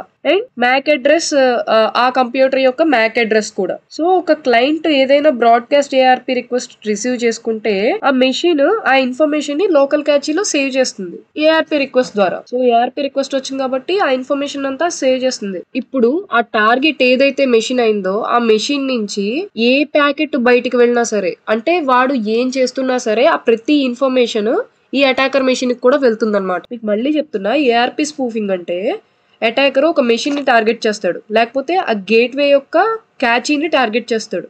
ఎలాగా? ఫేక్ ఏఆర్పి రిక్వెస్ట్లు పంపించడం ద్వారా. సో అటాకర్ బ్రాడ్కాస్ట్ ఏఆర్పి రిక్వెస్ట్లని నెట్వర్క్ లో పంపిస్తాడు కంప్యూటర్ యొక్క ఐపీ అడ్రస్ అండ్ మ్యాక్ అడ్రస్లతో. So client ARP request message receive చేసుకుంటే ఆ మెషిన్ ఆ ఇన్ఫర్మేషన్ మొత్తాన్ని లోకల్ క్యాచీలో సేవ్ చేస్తుంది ఫేక్ ఏఆర్పి రిక్వెస్ట్ ద్వారా. సో ఆ టార్గెట్ ఏదైతే మెషిన్ అయిందో ఆ మెషిన్ ఏదైనా ఇన్ఫర్మేషన్ ని నెట్వర్క్ లో పంపిస్తే అది అటాకర్ కి కూడా రీచ్ అవుతుంది అనమాట. ఇది ఏఆర్పి స్పూఫింగ్. ఇప్పుడు సెకండ్ వచ్చేసరికి క్యామ్ పాయిజనింగ్. ఈ అటాక్ లో ఏమవుతుందంటే అటాకర్ క్యామ్ టేబుల్ స్విచ్ గురించి మాట్లాడినప్పుడు క్యామ్ టేబుల్ గురించి చెప్పాను మీకు. ఆ క్యామ్ టేబుల్ ని టార్గెట్ చేస్తాడనమాట. సో అటాకర్ ఏం చేస్తాడు, ఈ క్యామ్ టేబుల్ లో ఫేక్ లేకపోతే బోగస్ ఇన్ఫర్మేషన్ ని ఫిల్ చేస్తాడు. సో ఆ టేబుల్ కనుక ఈ బోగస్ ఇన్ఫర్మేషన్ ఫేక్ ఇన్ఫర్మేషన్ తో ఫిల్ అయిందంటే ఆ స్విచ్ లా వర్క్ చేయకుండా హబ్ లా వర్క్ చేస్తుంది. స్విచ్ కి హబ్ కి డిఫరెన్స్ కూడా మీకు అప్పుడు చెప్పా కదా. స్విచ్ ఏంటి, ఇంటెలిజెంట్ డివైస్ లో వర్క్ చేస్తుంది. హబ్ ఏంటి, అంత ఇంటెలిజెంట్ కాదు, ప్రతి దానికి పంపిస్తుంది అనమాట. సేమ్ ఇక్కడ అదే జరుగుతుంది. సో ఇప్పుడు ఏదైనా ఒక మెయిల్ కానీ ఏదైనా పంపిస్తే ఈ స్విచ్ లో వర్క్ చేయడం అనేసి హబ్ లో వర్క్ చేయడం వల్ల మొత్తం ఏవైతే కనెక్ట్ అయి ఉన్నాయో అన్నిటికీ వెళ్ళిపోతుంది అనమాట ఆ ఇన్ఫర్మేషన్. సో అప్పుడు అటాకర్ కూడా రిసీవ్ చేసుకుంటాడు ఆ క్రెడెన్షియల్స్, ఏదైతే డేటాని మనం సెండ్ చేస్తున్నామో అదంతా అటాకర్ కి కూడా రీచ్ అవుతుంది అనమాట. సో అటాకర్ ఈ స్టోల్ చేసిన క్రెడెన్షియల్స్ ని యూజర్వి వాడు ఏదైనా చేయొచ్చు, ఇంకా దాంతో అథెంటికేట్ చేయొచ్చు, ఆథరైజ్ చేయొచ్చు. సిమెట్రిక్ ఎన్క్రిప్షన్ ని వాడతారనమాట డేటాని నెట్వర్క్ లో డేటా ట్రాన్స్మిట్ అయ్యేటప్పుడు అది సెక్యూర్ గా ఉంచడానికి యూజర్ అథెంటికేషన్ కోసం. ఒకవేళ ఇప్పుడు వీడు యూజర్ అనుకోండి, ఈ యూజర్ లాగిన్ అవడానికి రిక్వెస్ట్ ని సెండ్ చేశాడు. అప్పుడు ఈ సర్వర్ ఏం చేస్తుంది, ఈ సర్వర్ ఛాలెంజ్ ని పంపిస్తుంది. అప్పుడు యూజర్ ఏం చేస్తాడు, వీడి అటాకర్ వీడు ఎలా రెస్పాండ్ అవుతాడంటే వీడి పాస్వర్డ్ ని ఎన్క్రిప్ట్ చేసి ఈ యూజర్ యొక్క పాస్వర్డ్ ని ఎన్క్రిప్ట్ చేసి సర్వర్ కి పంపిస్తాడనమాట. అంటే యూజర్ చేయడు, ఇక్కడ మెషినే దానికంతటా ఓన్ గా చేసుకొని ఈ సర్వర్ కి రీసెండ్ అవుతుంది. సో ఇలా ఎన్క్రిప్ట్ చేసి పంపించడం వల్ల ఇన్ఫర్మేషన్ ఈ అటాకర్ మధ్యలో ఉన్నా సరే ఈ రెస్పాన్స్ అనేది ఎన్క్రిప్ట్ అయ్యే వెళ్తుంది వీడికి కూడా. సో యూజర్ ఇక్కడ క్లియర్ టెక్స్ట్ ని పంపించలేడు అనమాట రెస్పాన్స్ కింద నెట్వర్క్ లో. సో దానివల్ల ఏం జరుగుతుంది, ఈ మెషిన్ నుంచి సర్వర్ కి పంపించినప్పుడు యూజర్ కి కూడా ఎన్క్రిప్ట్ అయ్యి వెళ్తుంది. యూజర్ ఆ పాస్వర్డ్ చూడాలంటే డీక్రిప్షన్ కి కావాలి, బట్ ఈ డొమైన్ కంట్రోలర్ మాత్రమే డీక్రిప్ట్ చేయగలుగుతుంది ఆ పాస్వర్డ్ ని. ఎందుకంటే ఈ డొమైన్ కంట్రోలర్ లో యాక్టివ్ డైరెక్టరీలో వాడి పాస్వర్డ్ యూజర్ నేమ్ ఆల్రెడీ ఉన్నాయి కాబట్టి అది హ్యాష్ లో వెళ్ళినా అది డీక్రిప్ట్ చేయగలుగుతుంది. అండ్ ఈ సర్వర్ లో చెక్ చేశాక అది సేమ్ మ్యాచ్ అయితేనే యూజర్ పంపించిన పాస్వర్డ్ హ్యాష్ ఇది సేమ్ అయితేనే యూజర్ సక్సెస్ఫుల్ గా లాగిన్ అవ్వగలుగుతాడు అనమాట. సో ఇక్కడ అటాకర్ ఏమీ చేయలేడు. అందుకే అథెంటికేషన్ కి ఎన్క్రిప్టెడ్ అనేది చాలా అవసరం. సో ఇప్పుడు NTLM అథెంటికేషన్ ప్రోటోకాల్ గురించి చూద్దాము. డొమైన్ కంట్రోలర్ అన్ని అకౌంట్ పాస్వర్డ్స్ ని యాక్టివ్ డైరెక్టరీలో స్టోర్ చేసి ఉంచుతుంది. అండ్ ఇది NTLM అథెంటికేషన్ ప్రోటోకాల్ ని యూస్ చేస్తుంది యూజర్స్ ని అథెంటికేట్ చేయడానికి నెట్వర్క్ లో. ఈ NTLM అనేది ఛాలెంజ్, రెస్పాన్స్, అథెంటికేషన్ ప్రోటోకాల్. మీరు ఇక్కడ చూసుకున్నట్లయితే ఛాలెంజ్, రిక్వెస్ట్ ఇవన్నీ ఉన్నాయి కదా. Challenge user name plus challenge plus response. So challenge, response, authentication protocol so ఇప్పుడు డయాగ్రమాటిక్ గా చూద్దాము, మీకు క్లియర్ గా అర్థం అవుతుంది. ఈ ఇమేజ్ చూడండి. ఈ ఇమేజ్ లో ఒక యూజర్ ఈ విండోస్ 8 సిస్టమ్ ని వాడుతున్నాడు. సో ఇతను రిక్వెస్ట్ పంపించాడు సర్వర్ కి అథెంటికేషన్ కోసం. సర్వర్ ఏమని రెస్పాండ్ ఇచ్చింది, ఛాలెంజ్ తో రిక్వెస్ట్ ని పంపించింది ఈ విండోస్ కి మళ్ళీ. సో ఈ విండోస్ మెషిన్ ఏం చేస్తుందంటే ఇప్పుడు ఈ ఛాలెంజ్ ని ఎన్క్రిప్ట్ చేస్తుంది. ఎలా, అతని పాస్వర్డ్ నుంచి హ్యాష్ కీని జనరేట్ చేసి, అండ్ అతని పాస్వర్డ్ ని హ్యాష్ కింద జనరేట్ చేసి దాన్ని రెస్పాన్స్ కింద సర్వర్ కి పంపిస్తుంది అనమాట. సో ఈ సర్వర్ ఏదైతే ఉందో ఇప్పుడు ఏం చేస్తుంది, ఈ ఛాలెంజ్ రెస్పాన్స్ రెండింటిని కూడా ఈ డొమైన్ కంట్రోలర్ కి పంపిస్తుంది ఈ server. So domain controller first password hash ని respect to user name the decrypt చేస్తుంది, ఎన్క్రిప్ట్ అయి ఉన్న డేటాని. రెస్పాన్స్ లో మనకి ఇక్కడ ఎన్క్రిప్ట్ చేసి పంపించింది కదా, సో అది డీక్రిప్ట్ చేస్తుంది ఈ అకౌంట్ యొక్క పాస్వర్డ్ ని. అండ్ ఇది కంపేర్ చేస్తుంది ఛాలెంజ్ రెస్పాన్స్ ని ఈ అకౌంట్ దానికి. అవి రెండు మ్యాచ్ అయితే గనక, అంటే ఈ ఇక్కడ యూజర్ నేమ్ పాస్వర్డ్ టైప్ చేశారు కదా, అవి ఈ డొమైన్ కంట్రోలర్ కి మ్యాచ్ అయితే డొమైన్ కంట్రోలర్ యూజర్ ని అథెంటికేట్ చేస్తుంది అనమాట. ఇప్పుడు ఏమవుతుంది, ఈ సర్వర్ అథెంటికేషన్ చేసింది కదా ఈ సర్వర్ కి, సో ఈ సర్వర్ యూజర్ ని యాక్సెస్ చేయడానికి అలౌ చేస్తుంది అనమాట. And NTLM based password MD4 తో హ్యాష్ అయి ఉంటాయి. అండ్ NTLM పాస్వర్డ్స్ 127 క్యారెక్టర్స్ వరకు వ్యాలిడ్ అయి ఉంటాయి అనమాట. అండ్ ఈ పాస్వర్డ్ కేస్ సెన్సిటివ్. సో ఈ అథెంటికేషన్ ప్రోటోకాల్ టెక్నిక్ ను ఉపయోగించి విండోస్ ఎన్విరాన్మెంట్ లో యూజర్ పాస్వర్డ్ అనేది నెట్వర్క్ లో ట్రాన్స్ఫర్ అయ్యే ఛాన్సే ఉండదన్నమాట. సో దానికోసం ఈ NTLM అథెంటికేషన్ ప్రోటోకాల్ ని వాడతారు. అండ్ సెకండ్ వచ్చేసరికి కెర్బెరోస్ అథెంటికేషన్ ప్రోటోకాల్. నేను ఆల్రెడీ మన ఛానల్లో ఈ కెర్బెరోస్ గురించి క్లియర్ గా మెన్షన్ చేశాను, క్లియర్ గా ఒక వీడియో చేసి పెట్టాను దీని గురించి. సో మీరు ఆ వీడియో చూడండి, కెర్బెరోస్ గురించి మీకు ఫుల్ ఐడియా అనేది అయితే వస్తుందన్నమాట. సో ఈ NTLM కూడా మీకు అర్థమైంది అనుకుంటున్నాను. NTLM ఏం లేదు, నెట్వర్క్ లో వర్క్ చేస్తుంది. సో డేటా అనేది అటాకర్స్ కి వెళ్లకుండా ఇది అథెంటికేట్ చేయడానికి ఈ NTLM అనేది ఉపయోగపడుతుంది అనమాట. ఛాలెంజ్ అండ్ రెస్పాన్స్ తో ఈ మెషిన్ రిక్వెస్ట్ పంపిస్తే సర్వర్ ఛాలెంజ్ పంపిస్తుంది. ఆ ఛాలెంజ్ ని ఉపయోగించి ఈ పాస్వర్డ్ తో హ్యాష్ జనరేట్ చేసి ఈ విండోస్ ఈ సర్వర్ కి పంపిస్తుంది. ఆ రెండు డొమైన్ కంట్రోలర్ కి పంపిస్తే డొమైన్ కంట్రోలర్ అవి చెక్ చేసుకొని ఈ సర్వర్ ని అథెంటికేట్ చేస్తుంది. సర్వర్ ని అథెంటికేట్ చేస్తే యూజర్ ఈజీగా సర్వర్ ని యాక్సెస్ చేయగలుగుతున్నాడు అనమాట. సో మీకు ఇది అయితే క్లారిటీ వచ్చిందని అనుకుంటున్నాను. అండ్ కెర్బెరోస్ మర్చిపోకుండా చూడండి, ఎందుకంటే ఈ రెండు మీకు తెలియాలి. ఫైర్వాల్ అనేది నెట్వర్క్ సెక్యూరిటీ సిస్టమ్. సో ఇది incoming and out going traffic ని, నెట్వర్క్ ట్రాఫిక్ ని మానిటర్ చేస్తుంది అనమాట. మానిటర్ చేసి కంట్రోల్ చేస్తుంది. అండ్ ఇది దేని మీద బేస్ అయి ఉంటుందంటే, ఈ ఫైర్వాల్ ప్రతి కంపెనీలోనూ ఇన్స్టాల్ చేసినప్పుడు వాళ్ళు కొన్ని యాక్సెస్ కంట్రోల్ లిస్ట్ ఇస్తారు. అంటే ఏ ఐపీస్ ని అలౌ చేయొచ్చు, ఏ ఐపీస్ ని అలౌ చేయకూడదు, ఇదంతా వాళ్ళు ఒక లిస్ట్ ప్రిపేర్ చేస్తారనమాట. దాన్నే సెక్యూరిటీ రూల్స్ అంటారు, ACL, యాక్సెస్ కంట్రోల్ లిస్ట్. దీన్ని వాళ్ళు ప్రిపేర్ చేసి దాన్ని బట్టి ఈ ఫైర్వాల్ ఏం చేస్తుంది, incoming and out going traffic ని మానిటర్ చేస్తుంది. సో ఈ లిస్ట్ లో ఏముంటాయంటే IP, protocol, ports and direction. So general గా ఏమవుతుందంటే ఫైర్వాల్స్ అనేవి నెట్వర్క్ గేట్వే లో ప్లేస్ అయి ఉంటాయి. ఎందుకంటే ఫైర్వాల్ ఎఫిషియన్సీ అనేది చాలా హైగా ఉంటుంది ఏ అదర్ సెక్యూరిటీ టూల్స్ తో కంపేర్ చేసుకున్నా, లైక్ IDS, IPS, WAF వీటితో కంపేర్ చేసుకుంటే ఫైర్వాల్ పెర్ఫార్మెన్స్ క్విక్ గా ఉంటుంది అనమాట. ఎందుకంటే ఇది క్విక్ గా చెక్ చేస్తుంది నెట్వర్క్ ప్యాకెట్స్ ని. ఆ లిస్ట్ ఏదైతే దీనికి ఇస్తారో, వాళ్ళు రూల్స్ ఏదైతే క్రియేట్ చేస్తారో దాన్ని బట్టి ఇది క్విక్ గా రెస్పాన్స్ అవుతుంది అనమాట. దాన్ని బట్టి అది అలౌ చేయడమా బ్లాక్ చేయడమా అది డిసైడ్ చేసుకుంటుంది. అదర్ సెక్యూరిటీ డివైసెస్ తీసుకుంటే IDS గానీ, IPS గానీ, WAF గానీ అవి ఇన్ డెప్త్ ఇన్వెస్టిగేషన్ చేస్తాయి డిఫరెంట్ హెడర్స్ కి. ఫర్ మలీషియస్ కంటెంట్ ఏమైనా ఉందా నెట్వర్క్ ప్యాకెట్స్ లో అనేది ఇన్ డెప్త్ ఇన్వెస్టిగేషన్ చేస్తాయి అనమాట. మనకి ఆ సినారియో అనేది అర్థం అవుతుంది.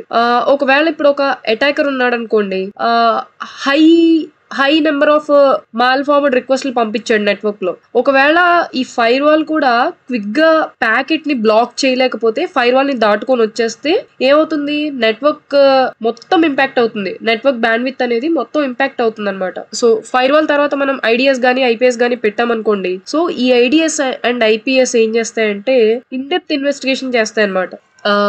ఫైర్వాల్ అంటే ఎక్నాలెడ్జ్ కంట్రోల్ లిస్ట్ రూల్స్ కొన్ని క్రియేట్ చేస్తారనమాట. ఎన్ని ఎంట్రీస్, సోర్స్ ఐపీస్ ఏంటి, డెస్టినేషన్ ఐపీస్ ఏంటి, లేకపోతే సోర్స్ పోర్ట్ ఏంటి, డెస్టినేషన్ పోర్ట్ ఏంటి, డైరెక్షన్ ఏంటి. డైరెక్షన్ అంటే ఇన్బౌండా, అవుట్ బౌండా, యాక్షన్ ఏంటి, అలౌ చేయాలా బ్లాక్ చేయాలా. ఫర్ ఎగ్జాంపుల్ సోర్స్ ఎనీ ఇచ్చారనుకోండి, డెస్టినేషన్ ఎనీ ఇచ్చారు. సోర్స్ పోస్ట్ ఎనీ ఇచ్చారు, అన్ని ఎనీ వచ్చాయంటే అది బ్లాక్ చేయాలన్నమాట. పోతే సోర్స్ ఐపీ ఇంటర్నల్ ఒకటి ఇచ్చారు, డెస్టినేషన్ ఎక్కడి నుంచి అయినా పర్వాలేదు, సోర్స్ ఐపీ ఏదైనా పర్లేదు, డెస్టినేషన్ పోర్ట్ మాత్రం 80 గానీ 53 గానీ 443 గానీ, తెలుసు కదా 80 అంటే హెచ్టిటిపి లేకపోతే హెచ్టిటిపిఎస్, ఇవైతే ట్రాఫిక్ ని యాక్షన్ ఏం చేయమని అలౌ చేయమని ఇలా ఇస్తారనమాట. సో ఇదైతే ఫైర్ వాల్ గురించి. ఒకవేళ ఫైర్ వాల్ లాగ్స్ ఎలా ఉంటాయి అనేది చూద్దాం ఇప్పుడు. సో ఈ ఫైర్ వాల్ లాగ్స్ లో చూసుకున్నట్లయితే మనకి చాలా వెండర్స్ ఉన్నారు ఈ ఫైర్ వాల్ కి. లైక్ ఫోర్టిగేట్ అని, సిస్కో ఏసీ అని, చెక్ పాయింట్ అని చాలా ఉన్నాయి. అండ్ ఇవి ఏం చేస్తాయంటే ఫైర్ వాల్ ని ప్రొవైడ్ చేస్తాయి, వేరియస్ క్యాపబిలిటీస్ నుంచి ఐడెంటిఫై చేసి మలేషియస్ నెట్వర్క్ ప్యాకెట్స్ ఏమైనా ఉంటే వాటిని బ్లాక్ చేయడానికి. అండ్ ఈ different vendors different type of formats ఉంటాయి అన్నమాట. లాగ్స్ జనరేట్ చేసే విధానం డిఫరెంట్ గా ఉంటుంది, ఒక్కొక్కళ్ళు ఒక్కొక్క టైప్ లో ఉంటాయి అన్నమాట. లైక్ ఫోర్టిగేట్ ఒక టైప్ లో ఉంటుంది, సిస్కో ఒక టైప్ లో ఉంటుంది, చెక్ పాయింట్ ఒక టైప్ అలా. సో ఫార్మేట్ ఏదైనా కానీ మనకి ఫైర్ వాల్ లాగ్స్ లో ఇన్ఫర్మేషన్ ఏంటి అంటే మొత్తం ఒకటే ఉంటుంది. ఏ ఇన్ఫర్మేషన్ అయినా కానీ ఫార్మేట్ ఏదైనా అవనివ్వండి, ఇన్ఫర్మేషన్ ఒకటే ఉంటుంది. సో ఈ ఫైర్ వాల్ లాగ్స్ లో మనం ఏం కనిపెడతామంటే time, source IP, source port, destination IP, destination port, firewall action ఏంటి, అది ఎలో చేసిందా డినే చేసిందా, ఈవెంట్ మెసేజ్ ఉంటుంది. అండ్ బైట్ ఎక్స్చేంజ్డ్ అంటే కమ్యూనికేషన్ ఏమైనా జరిగిందా అనేది, జరిగితే ఎన్నిసార్లు జరిగింది అనేది. సో ఈ ఫైర్ వాల్ అనేది డిఫరెంట్ టైప్ ఆఫ్ లాగ్స్ ని జనరేట్ చేస్తాయి అనమాట. అంటే ఎవరు లాగిన్ అయ్యారు, పాస్వర్డ్ రీసెట్ యాక్టివిటీ ఏమైనా ఉందా యూజర్ అకౌంట్స్ కి, డివైస్ కాన్ఫిగరేషన్ చేంజెస్ ఏమైనా జరిగాయా, నెట్వర్క్ కనెక్షన్ స్టాటిస్టిక్స్, ఇలాంటివి అనమాట చాలా. కానీ చాలా కేసెస్ లో ఫైర్ వాల్ లాగ్స్ ని ఎందుకు రిఫర్ చేస్తారంటే 2 మెషిన్స్ యొక్క కనెక్షన్ చెక్ చేయడానికి. సో మోస్ట్లీ ఈ ఫైర్ వాల్ లో మనం చెక్ చేసేది ఫైర్ వాల్ అలౌ చేసిందా డినే చేసిందా. సో 2 టైప్స్ ఆఫ్ లాగ్స్ మాత్రమే మోస్ట్ గా చెక్ చేస్తారు. సో ఫర్దర్ ఇన్వెస్టిగేషన్ చేయడానికి. ఒకవేళ ఫైర్ వాల్ లో ప్యాకెట్ ని, నెట్వర్క్ ప్యాకెట్ ని అలౌ చేసింది అనుకోండి, ఎలా ఫైర్ వాల్ లో యాక్టివిటీ జరిగింది అనేది తెలుసుకోవడానికి. ఫర్ ఎగ్జాంపుల్ మీరు ఇక్కడ లాగ్స్ చూస్తే ఇవి ఎగ్జాంపుల్ లాగ్స్ మాత్రమే, ఎగ్జాక్ట్ లాగ్స్ కాదు. ఈ రోజు డేట్ ఈ టైంలో ఇది జరిగింది, సోర్స్ ఐపీ ఇది, డెస్టినేషన్ ఇది, ఈ బ్రాకెట్ లో పెట్టిన మనకు రావు లాగ్స్ లో, నేను తెలియడం కోసం ఇక్కడ మెన్షన్ చేశాను. డెస్టినేషన్ అంటే క్లయింట్ మెషిన్ అని, పోర్ట్ 80 అంటే హెచ్టిటిపి అని, యాక్షన్ అలౌ చేసింది. వెబ్ ట్రాఫిక్ లో ఆల్మోస్ట్ మనం ఏదైనా వెబ్సైట్ చెక్ చేస్తే అది అలౌవే చేస్తుంది కదా. సో మనం ఏదైనా రూల్ క్రియేట్ చేస్తేనే అది బ్లాక్ చేస్తుంది. అండ్ ఈ లాగ్స్ ని చూసుకొని మనం ఏం జరిగింది, డెస్టినేషన్ మలీషియస్ ఏమైనా ఉందా, లేకపోతే డెస్టినేషన్ ఐపీ కూడా మనకి సస్పిషియస్ గా అనిపిస్తే మనం లైక్ వైరస్ టోటల్ కానీ, ఐపీ వాయిడ్ కానీ, ఇలాంటి వెబ్సైట్స్ లో అబ్యూస్ ఐపీడిపి కానీ వీటిల్లో చెక్ చేస్తాం అనమాట. ఐపీ రిప్యుటేషన్ ఏంటి, అది ఏ కంపెనీకి సంబంధించింది అనేది తెలుసుకోవడానికి. అండ్ బ్లాక్ చేసిందంటే డినైడ్ ట్రాఫిక్. ఇది దీని యొక్క లాగ్స్ ఇలా ఉంటాయి అనమాట. ఇవి ఎగ్జాక్ట్ లాగ్స్ కాదు, ఇంకా చాలా లాగ్స్ వస్తాయి. అంటే చెప్పాను కదా మీకు, డిఫరెంట్ వెండర్స్ నుంచి different type of logs generate అవుతాయి మనకి. And types of firewalls చూసుకుంటే చాలా టైప్స్ ఆఫ్ ఫైర్ వాల్స్ ఉన్నాయి. అవి ఒక్కొక్కటి ఒక్కొక్క లేయర్ మీద, ఓఎస్ఏ మోడల్ లేయర్ మీద వర్క్ చేస్తాయి అనమాట. అండ్ ఇక్కడ చూసుకుంటే packet filtering fire wall, circuit level gateway, application level gateway, stateful inspection fire wall, next generation fire wall. So దీంట్లో ప్యాకెట్ ఫిల్టరింగ్ ఫైర్ వాల్ గురించి చూద్దాం ఇప్పుడు. ఈ ప్యాకెట్ ఫిల్టరింగ్ ఫైర్ వాల్ అనేది లేయర్ 3 అండ్ లేయర్ 4 లో work చేస్తుంది OSA మోడల్లో. So ఇది ఏం చేస్తుందంటే ప్రతి ప్యాకెట్ ని చెక్ చేస్తుంది అనమాట. వాళ్ళు రాసిన రూల్స్, ఏసీఎల్ లిస్ట్ రూల్స్ ఏవైతే ఉన్నాయో దాన్ని ప్రతి ఇది చెక్ చేస్తుంది ఇంటర్నెట్ లో ప్రెసెంట్ అయ్యి ఉన్న ఇన్ఫర్మేషన్ తో. Like source IP, destination IP, source port, destination port and protocol allow or deny చేయకముందు ఇది మొత్తం ఈచ్ అండ్ ఎవ్రీ ప్యాకెట్ ని చెక్ చేస్తుంది packet filtering firewall. And next వచ్చేసరికి సర్క్యూట్ లెవెల్ గేట్వే. ఈ circuit level gateway session layer లో పనిచేస్తుంది అనమాట. ఓఎస్ఏ మోడల్లో సెషన్ లేయర్ లో వర్క్ చేస్తుంది, ఆర్ లేయర్ 5 లో. ఇది ఏం మానిటర్ చేస్తుందంటే టీసీపీ హ్యాండ్ షేకింగ్ ప్రాసెస్ ని మానిటర్ చేస్తుంది ప్యాకెట్స్ మధ్యలో. ఆ రిక్వెస్ట్ చేసిన సెషన్ అనేది లెజిటిమేటా కాదా అనేది చెక్ చేస్తుంది అనమాట. సో ఇదేం మానిటర్ చేస్తుందంటే టీసీపీ హ్యాండ్ షేకింగ్ లో ప్యాకెట్స్ ని మానిటర్ చేస్తుంది. దేనికోసం, రిక్వెస్ట్ చేసిన సెషన్ అనేది లెజిటిమేటా కాదా అనేది చెప్పడానికి. సో ఇన్ఫర్మేషన్ అనేది సర్క్యూట్ లెవెల్ గేట్వే ద్వారా పాస్ అవుతుంది అనమాట ఇంటర్నెట్ లో. సో ఒకవేళ ఇది చూడడానికి సర్క్యూట్ లెవెల్ గేట్వే జరిగింది అనుకోండి లాగ్స్ లో, రిమోట్ గా లాగిన్ అవడానికి ఆ కంప్యూటర్ కి ఏ దారి లేనట్టే. సో ఫర్ ఎగ్జాంపుల్ దీన్ని ఏమంటారంటే నెట్వర్క్ అడ్రస్ ట్రాన్స్లేషన్ అంటారనమాట. ఒక ప్రైవేట్ ఐపీ ఉందనుకోండి 198.168.something. సో ఈ ప్రైవేట్ ఐపీ చాలా మంది యూస్ చేస్తున్నారు క్లయింట్స్ నెట్వర్క్ లో. అవన్నీ కూడా పబ్లిక్ ఐపీకి మ్యాప్ అయి ఉంటాయి. ఈ ఐపీ అడ్రస్ ఎవరు ప్రొవైడ్ చేస్తారు? Internet service provider. తర్వాత అవుట్ సైడ్ నెట్వర్క్ కి సెండ్ చేస్తారనమాట. సో ప్యాకెట్స్ అనేవి ఓన్లీ పబ్లిక్ ఐపీతో మాత్రమే ట్యాగ్ అయి ఉండాలి ఫైర్ వాల్లో. సో ఈ ప్రైవేట్ ఐపీ అనేది అటాకర్స్ ఎవరైతే ఉన్నారో వాళ్ళకి పాసిబుల్ గా కనిపించడానికి అవ్వకూడదు అనమాట. And application level gateway, application level fire wall అనేది అప్లికేషన్ లేయర్ లో వర్క్ చేస్తుంది అనమాట. ఓఎస్ఐ మోడల్లో ఇది డిసైడ్ చేస్తుంది ప్యాకెట్ ని డ్రాప్ చేయాలా లేకపోతే సెండ్ చేయాలా, అప్లికేషన్ ఇన్ఫర్మేషన్ ని, ప్యాకెట్ లో ఉన్న ఇన్ఫర్మేషన్ ని మొత్తాన్ని సెండ్ చేయాలా డ్రాప్ చేయాలా అనేది ఇది డిసైడ్ చేస్తుంది. ఈ అప్లికేషన్ లెవెల్ ఫైర్ వాల్స్ ఏంటంటే డిటెక్ట్ చేయడం కానీ బ్లాక్ చేయడం కానీ చేస్తాయి మాల్ ఫార్మ్డ్ ప్యాకెట్స్ ని. ఫర్ ఎగ్జాంపుల్ ఎస్ఎంటిపి అప్లికేషన్ ఉందనుకోండి. ఈ ఎస్ఎంటిపి అప్లికేషన్ ఏంటంటే ఓన్లీ స్పెసిఫిక్ కమాండ్స్ ని మాత్రమే అలౌ చేయగలదు. Like hello, mail from hello అనేది ఒకటి, లేకపోతే మెయిల్ ఫ్రమ్ రెస్పెంట్ టు, ఇలా అనమాట ఫైర్ వాల్ నుంచి పాస్ అవడానికి. అండ్ EXPN ఒకటి, VRFY ఒకటి, ఇలాంటి కమాండ్స్ ఉన్నాయనుకోండి వీటిని బ్లాక్ చేస్తుంది. సో ఇది ఏం ట్రై చేస్తుందంటే ఆ లిస్ట్ ని ఎక్స్పాండ్ చేయడానికి గానీ లేకపోతే వెరిఫై చేయడానికి గానీ అకౌంట్ ఎగ్జిస్ట్ అయి ఉంటాయి. ఇలాంటి కమాండ్స్ అటాకర్స్ యూస్ చేస్తారనమాట. లేకపోతే స్పామర్స్ గానీ వాళ్ళ ఇంట్రెస్ట్ కోసం. కొంతమంది హ్యాకింగ్ నేర్చుకునే వాళ్ళు ఉంటారు, లేకపోతే కొంతమంది వాంటెడ్లీ హ్యాక్ చేయాలనుకుంటారు. వాళ్ళు ఇలాంటి కమాండ్స్ యూస్ చేసి బ్లాక్ ట్రై చేస్తారనమాట. సో అప్పుడు ఫైర్ వాల్ ఈ అప్లికేషన్ లెవెల్ గేట్వే ఏం చేస్తుంది, ఈ టైప్ ఆఫ్ కమాండ్స్ ని బ్లాక్ చేస్తుంది. సో ఇది ఒక example. So stateful inspection fire wall అంటే, ఈ స్టేట్ఫుల్ ఇన్స్పెక్షన్ ఫైర్ వాల్ ఏంటంటే ఈ 3 పైన ఏవైతే 3 ఉన్నాయో ఆ మూడింటిని కంబైన్ చేసి వచ్చేది ఈ ఫైర్ వాల్ అనమాట. సో ఆ ప్యాకెట్స్ ని నెట్వర్క్ లేయర్ లో, ట్రాన్స్పోర్ట్ లేయర్ లో, అప్లికేషన్ లేయర్ లో ఫిల్టర్ చేసి డిసైడ్ చేస్తాయి అనమాట అలో చేయాలా లేకపోతే బ్లాక్ చేయాలా అనేది. సో ఈ స్టేట్ఫుల్ ఇన్స్పెక్షన్ ఫైర్ వాల్ అనేది combination of these 3 firewalls. And next generation firewall ఇదేంటంటే ఈ ఫైర్ వాల్స్ IPS IDS తో కంబైన్ అయ్యి వస్తాయి అనమాట. సో ఇది అడ్వాన్స్డ్ లెవెల్లో ఉంటుంది. డిటెక్షన్ ని డిటెక్ట్ చేయడానికి కానీ లేకపోతే ఎక్స్పాండ్ చేయడానికి కానీ ప్రివెన్షన్ మెకానిజం ఉంటుందన్నమాట.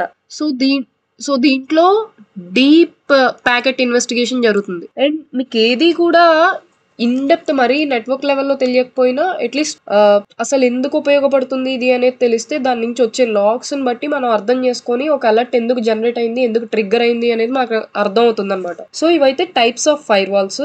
సో ఇందాక దాంట్లో మనం చూసుకున్నది ఫైర్ వాల్ అనేది ఫస్ట్ సెక్యూరిటీ చెక్ అనమాట.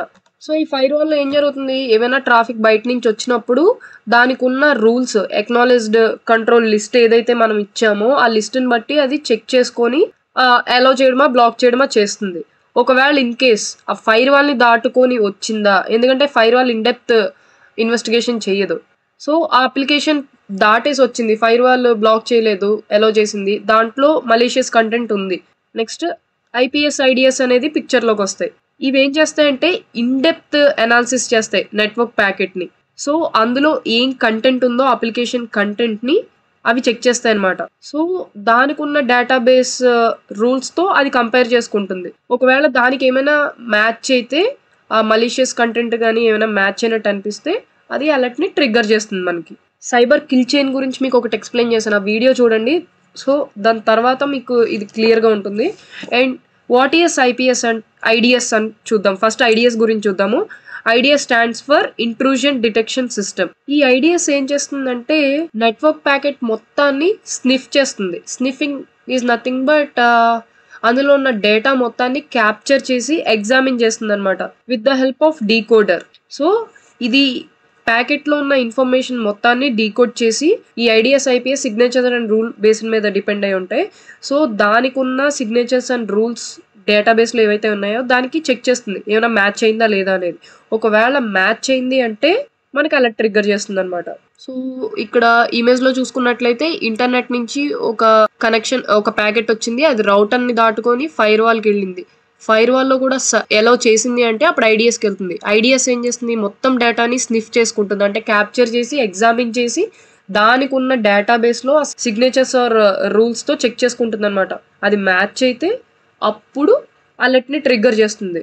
ఐపీఎస్ కూడా సేమ్. ఐపీఎస్ అంటే ఇంట్రూజన్ ప్రివెన్షన్ సిస్టమ్, ఐడిఎస్ వచ్చేసరికి డిటెక్షన్, ఐపీఎస్ వచ్చేసరికి ప్రివెన్షన్. సో ఇది కూడా సేమ్. ఐపీఎస్ లో నెట్వర్క్ ప్యాకెట్ మొత్తాన్ని స్నిఫ్ చేసుకొని డీకోడర్ తో ఇన్ఫర్మేషన్ మొత్తాన్ని డీకోడ్ చేస్తుంది. అది ఒకవేళ దాని ప్యాటర్న్ తో మ్యాచ్ అయితే గనక బ్లాక్ చేసి అటాక్ ని జనరేట్ చేస్తుంది అనమాట.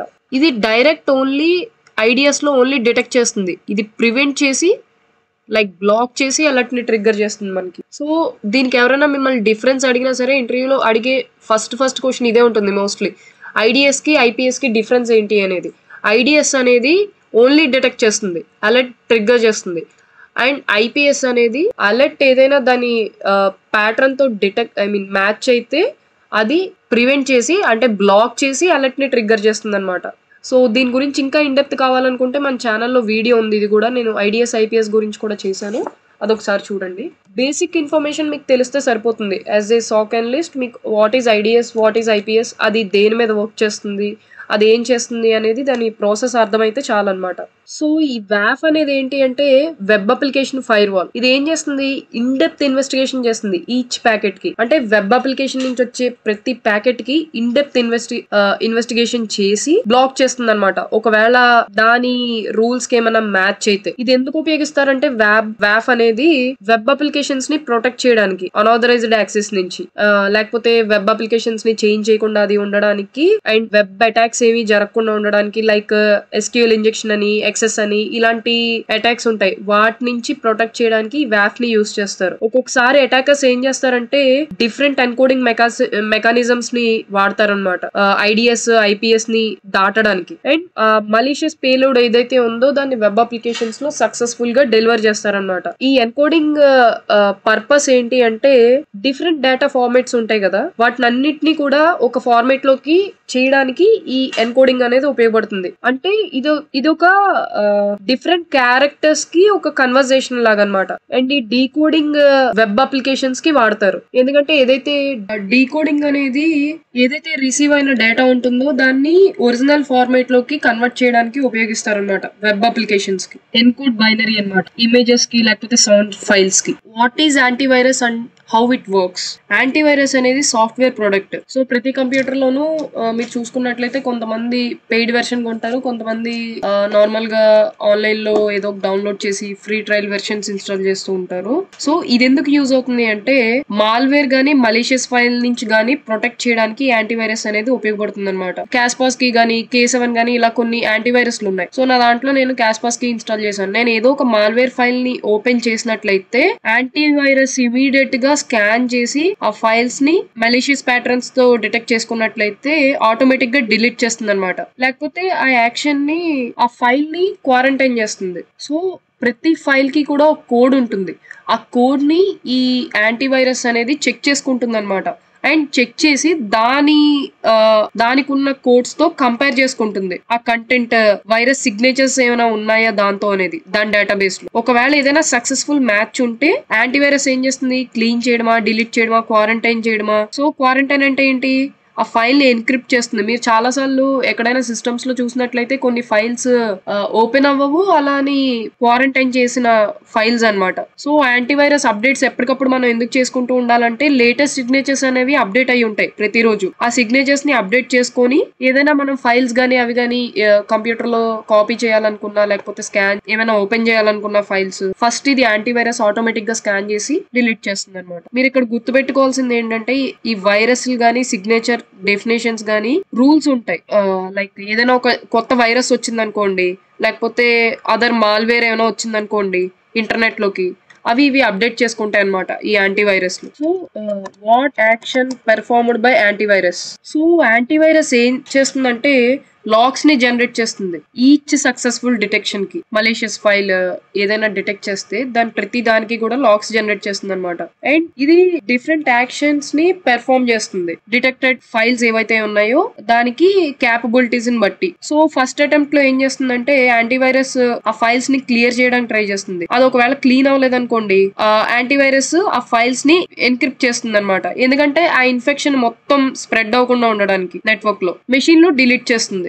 ఒక్కొక్కసారి మాల్వేర్ ఏం జరుగుతుందంటే హై ప్రివిలేజెస్ తో రన్ అవుతుంది అనమాట. సో క్లీన్ చేయడం గానీ డిలీట్ చేయడం గానీ ఫెయిల్ అవుతాయి ఒక్కొక్కసారి. అలాంటి కేసెస్ లో మనకి అలర్ట్ ట్రిగ్గర్ అవుతుంది. సో అలాంటి టైంలో మాన్యువల్ గా మనం ఫైల్ ని రిమూవ్ చేయడానికి అవసరం అనమాట. ఎందుకంటే ఇక్కడ యాంటీవైరస్ డిలీట్ చేయలేకపోయింది. సో ఒక్కొక్కసారి కొన్ని సినారియోస్ లో ఏం జరుగుతుందంటే మాన్యువల్ గా అవి డిలీట్ చేసి మళ్ళీ స్కాన్ చేయడమా లేకపోతే రీబూట్ చేయాల్సిన అవసరం కూడా ఉంటుంది అనమాట మెషిన్ ని, ర్యామ్ నుంచి ఆ ఇన్ఫెక్షన్ ని రిమూవ్ చేయడానికి. సో ఈ కింద మీరు చూసుకున్నట్లయితే ఈ యాక్షన్స్ ని పెర్ఫార్మ్ చేస్తుంది యాంటీవైరస్ మాల్వేర్ ని డిటెక్ట్ చేస్తే. క్లీన్డ్, సో క్లీన్డ్ వచ్చేసరికి యాంటీవైరస్ మలీషియస్ కోడ్ ని ఫైల్ నుంచి క్లీన్ చేస్తుంది అనమాట. అండ్ డిలీట్, ఈ డిలీట్ ఏంటి అంటే ఒకవేళ ఫైల్ మొత్తం ఇన్ఫెక్ట్ అయి ఉంటే మలీషియస్ తో ఇది డిలీట్ చేసేస్తుంది. అండ్ క్వారంటైన్, ఒకవేళ అది క్లీన్ చేయలేకపోతే ఆ ఫైల్ మొత్తాన్ని ఎన్క్రిప్ట్ చేసి ఎగ్జిక్యూషన్ ని స్టాప్ చేస్తుంది అనమాట, మొత్తం నెట్వర్క్ లో అది స్ప్రెడ్ అవ్వకుండా ఉండడానికి. సో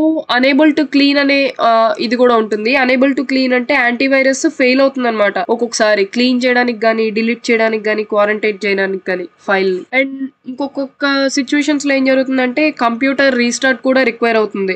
ఒకవేళ యాంటీవైరస్ ఏమైనా ఫైల్ ని క్లీన్ చేసినా డిలీట్ చేసినా లేకపోతే క్వారంటైన్ చేసినా ఆ మలీషియస్ కంటెంట్ కంప్లీట్ గా ఆ కంప్యూటర్ నుంచి మెషిన్ నుంచి పోవడానికి రీస్టార్ట్ రిక్వైర్ అవుతుంది అనమాట. సో ఇది యాంటీవైరస్ పెర్ఫార్మ్ చేసే యాక్షన్స్. సో ప్రాక్సీ అనేది ఏంటంటే ఇది ఒక అప్లికేషన్.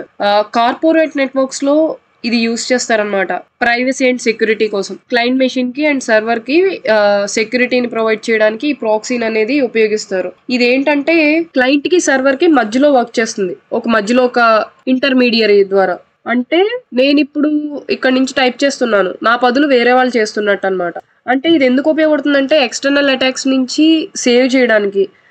ఫర్ ఎగ్జాంపుల్ నేను ఈ ఏ అనే కంప్యూటర్ నుంచి వర్క్ చేస్తున్నాను అనుకోండి, దాని ఐపీ అడ్రస్ 1.1.1 అని ఉంటే ఈ ప్రాక్సీ ఎగ్జాక్ట్ ఐపీని చూపించకుండా వేరేనట్టు వెళ్తుంది అనమాట. ఇది ఇంటర్నెట్ లో బ్రౌజింగ్ బిహేవియర్ ని కూడా కంట్రోల్ చేస్తుంది ఈ ప్రాక్సీ అనేది. అండ్ మీరు కంప్యూటర్ లో ఏదైనా ఒక వెబ్సైట్ ఓపెన్ చేశారనుకోండి, మొత్తం అన్నిటినీ మానిటర్ చేస్తుంది అండ్ కంట్రోల్ కూడా చేస్తుంది. ఆ ట్రాఫిక్ ని బ్లాక్ చేయాలా అలౌ చేయాలా అనేది చాలా వెబ్సైట్స్ లో కేటగిరీస్ ని బట్టి అనమాట, వాళ్ళు ఇచ్చే రూల్స్ అండ్ పాలసీస్ ని బట్టి ఇది బ్లాక్ చేయడమా అలౌ చేయడమా అనేది చేస్తుంది అనమాట ఈ ప్రాక్సీ. సో మీరు ఒక కంపెనీలో యూజర్స్ ఉంటారో వాళ్ళ అకౌంట్ నుంచి వాళ్ళ కంప్యూటర్ నుంచి యూజ్ చేసే ఐపీ అడ్రస్ ఏదైతే ఉంటుందో ఎగ్జాక్ట్ ఐపీ అడ్రస్ వెళ్లకుండా ఈ ప్రాక్సీ ఏం చేస్తుంది, సోర్స్ ఐపీని రీప్లేస్ చేస్తుంది యూజర్ మెషిన్ కి, అప్పుడు ఫార్వర్డ్ చేస్తుంది అనమాట రిక్వెస్ట్ ని. అండ్ ఇది ప్యాకెట్స్ ని కూడా బ్లాక్ చేస్తుంది అనమాట పాలసీస్ ని బట్టి. ఫర్ ఎగ్జాంపుల్ మీరు మీ ఒక కంపెనీలో జాయిన్ అయ్యారు, ఆ కంపెనీలో మీరు ఫేస్బుక్ ఓపెన్ చేసుకుందాం అనుకుంటే ఆ కంపెనీ వాళ్ళు కొన్ని రూల్స్ ఇస్తారు సోషల్ వెబ్సైట్స్ ని బ్లాక్ చేయమని, దాన్ని బట్టి ఇది బ్లాక్ చేస్తుంది అనమాట. సో ఆ వెబ్సైట్స్ మీకు నెట్వర్క్ లో ఓపెన్ కావు. ఇక్కడ మనకి 2 types ఆఫ్ ప్రాక్సీస్ ఉంటాయి, ఫార్వర్డ్ ప్రాక్సీ, రివర్స్ ప్రాక్సీ. ఈ ఫార్వర్డ్ ప్రాక్సీ ఏంటంటే ఇంటర్నెట్ లో క్లయింట్ మెషిన్ కి సర్వర్ కి ఇంటర్మీడియేటర్ గా వర్క్ చేస్తుంది అనమాట. సో క్లయింట్ ఇంటర్నెట్ లో ఏదైనా ప్యాకెట్ ని సెండ్ చేయాలనుకుంటే అది ఫస్ట్ ప్రాక్సీని రీచ్ అవుతుంది, ఆ తర్వాత వెబ్సైట్ కి ఫార్వర్డ్ అవుతుంది అనమాట ఆ ప్రాక్సీ సోర్స్ ఐపీ ఏదైతే ఉందో దాని నుంచి. సో నేనున్నాను, ఫర్ ఎగ్జాంపుల్ నేను ఒక కంపెనీలో వర్క్ చేస్తున్నాను, నేను ఒక వెబ్సైట్ ఓపెన్ చేయాలనుకున్నా, ఫర్ ఎగ్జాంపుల్ మైక్రోసాఫ్ట్ ఏదో వెబ్సైట్ ఓపెన్ చేయాలనుకున్నా. ఫస్ట్ అది ప్రాక్సీకి వెళ్తుంది, ప్రాక్సీకి వెళ్ళి ప్రాక్సీ నుంచి ఆ వెబ్సైట్ ఓపెన్ అవుతుంది అనమాట. సో ఇక్కడ ఏమొస్తుంది మనకి, ప్రాక్సీ డివైస్ సోర్స్ ఐపీ వస్తుంది మనకి. అండ్ నెక్స్ట్ రివర్స్ ప్రాక్సీ అంటే ఇది లోడ్ బ్యాలెన్సింగ్ కింద వర్క్ చేస్తుంది అనమాట. అంటే ఫర్ ఎగ్జాంపుల్ ఇంటర్నెట్ నుంచి మనకి ఇంటర్నల్ సర్వర్ కి ట్రాఫిక్ వచ్చింది. ఈ రివర్స్ ప్రాక్సీ అనేది మోస్ట్ ఆఫ్ ది పెద్ద పెద్ద కంపెనీలు యూస్ చేస్తారనమాట.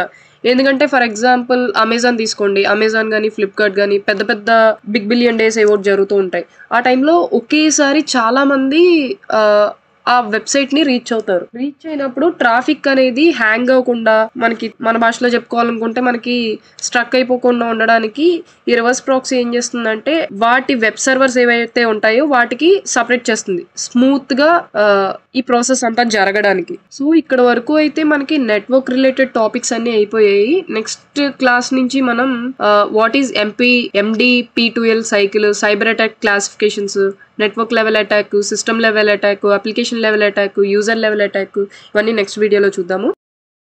సో ఈ రోజు వీడియోలో MD-P2L సైకిల్ అంటే ఏంటో చూద్దాము. అసలు MD-P2L అంటే ఏంటంటే monitoring, detection, prevention and lessons learn. So ఈ సైకిల్ ఎందుకు యూజ్ చేస్తారంటే కార్పొరేట్ వరల్డ్ లో లైక్ ఏదైనా కంపెనీస్ తీసుకుంటే ఒక సెక్యూరిటీ మెకానిజం ని క్రియేట్ చేస్తే అది సైబర్ అటాక్స్ ఆల్రెడీ జరిగినవి ఏవైతే ఉంటాయో అవి ఫ్యూచర్ లో జరగకుండా ఉండడానికి ఈ సైకిల్ అనేది ఉపయోగపడుతుంది అనమాట. ఫర్ ఎగ్జాంపుల్ ఒక కంపెనీ తీసుకోండి. ఆ కంపెనీలో ఒక అటాకర్ ఏం చేశాడంటే ఒక ఈమెయిల్ ని హ్యాక్ చేశాడు, ఈమెయిల్ అకౌంట్ ని. సో ఏం చేయాలంటే ఇప్పుడు అదర్ పాసిబుల్ అటాక్స్ ఏమున్నాయో అవి డిటెక్ట్ చేయాలి. హ్యాకర్ కి ఇంకా అదర్ పాసిబుల్ అటాక్స్ దీని ద్వారా ఏం చేయగలుగుతున్నాడో వాటిని ఎలా మనం బ్లాక్ చేయగలము ఈ కార్పొరేట్ నెట్వర్క్ లో అనేది ఐడెంటిఫై చేయాలన్నమాట. ఐడెంటిఫై చేసి డిటెక్ట్ చేయాలి. దానికోసం ఈ MD-P2L సైకిల్ అనేది ఉపయోగపడుతుంది అనమాట.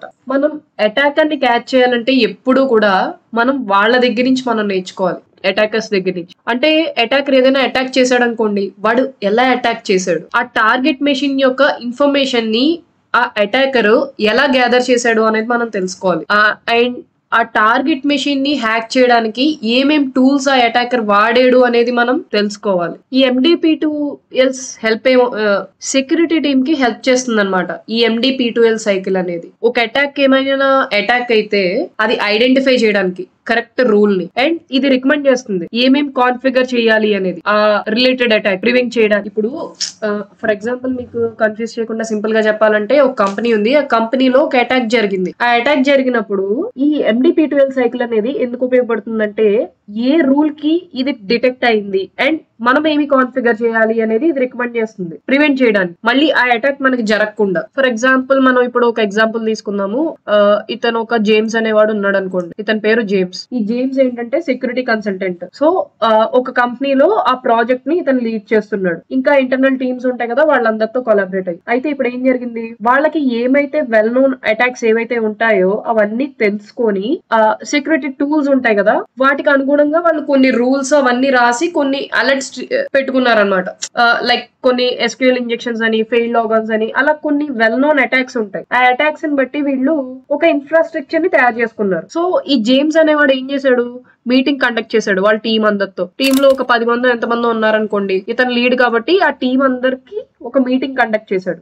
ఏమైతే కంటెంట్ మొత్తం ఆ టీమ్స్ కి వీడు ప్రిపేర్ చేసిన కంటెంట్ మొత్తం ప్రిపేర్ అయ్యాడు అనమాట. సో వీడు ఇంటర్నల్ టీమ్ కి అండ్ మేనేజ్మెంట్ కి మొత్తం అందరికి ప్రెజెంట్ చేస్తున్నాడు వాడు ప్రిపేర్ చేసింది. సో జేమ్స్ మొత్తం కంటెంట్ ని మీటింగ్ కి ప్రిపేర్ చేశాడు అనమాట. సో ఇక్కడ మీరు ఇమేజ్ లో చూసుకున్నట్లయితే ఈ రేడియల్ సైకిల్ సైబర్ అటాక్స్ కి యూజ్ అవుతుంది. మానిటరింగ్, డిటెక్షన్, ప్రివెన్షన్, ఇవన్నీ థ్రెట్స్ కి బిల్డ్ చేయడానికి ఇదంతా ఒక సైకిల్ యూజ్ అవుతుంది అనమాట, రేడియల్ సైకిల్ అనేది. అండ్ దాని నుంచి మనం నేర్చుకోవాలి. మనకి ఇందులో ఫస్ట్ రిక్వైర్మెంట్ ఏంటి అంటే అటాక్ ని అర్థం చేసుకోవాలి అండ్ దాని స్టేజెస్ ని. ఆ తర్వాత మాత్రమే మనం బిల్డ్ చేయగలుగుతాం అనమాట మానిటరింగ్ అండ్ డిటెక్షన్ మెకానిజం. దానికి ఒక థ్రెడ్ ఒక అటాక్ జరిగిందంటే SQL ఇంజెక్షన్ ఏదో అటాక్ జరిగింది, ఫస్ట్ మనం దాన్ని ఆ అటాక్ గురించి అర్థం చేసుకోవాలి. ఆ అటాక్ ఎందుకు ట్రిగ్గర్ అయింది, ఎలా ట్రిగ్గర్ అయింది, ఏమేం చేయడం వల్ల ట్రిగ్గర్ అయింది అనేది మనం తెలుసుకోవాలి. అప్పుడు మాత్రమే మనం దానికి ఆ మెకానిజం ని మనం క్రియేట్ చేయగలుగుతాం. ఆ పర్టికులర్ అటాక్ అనేది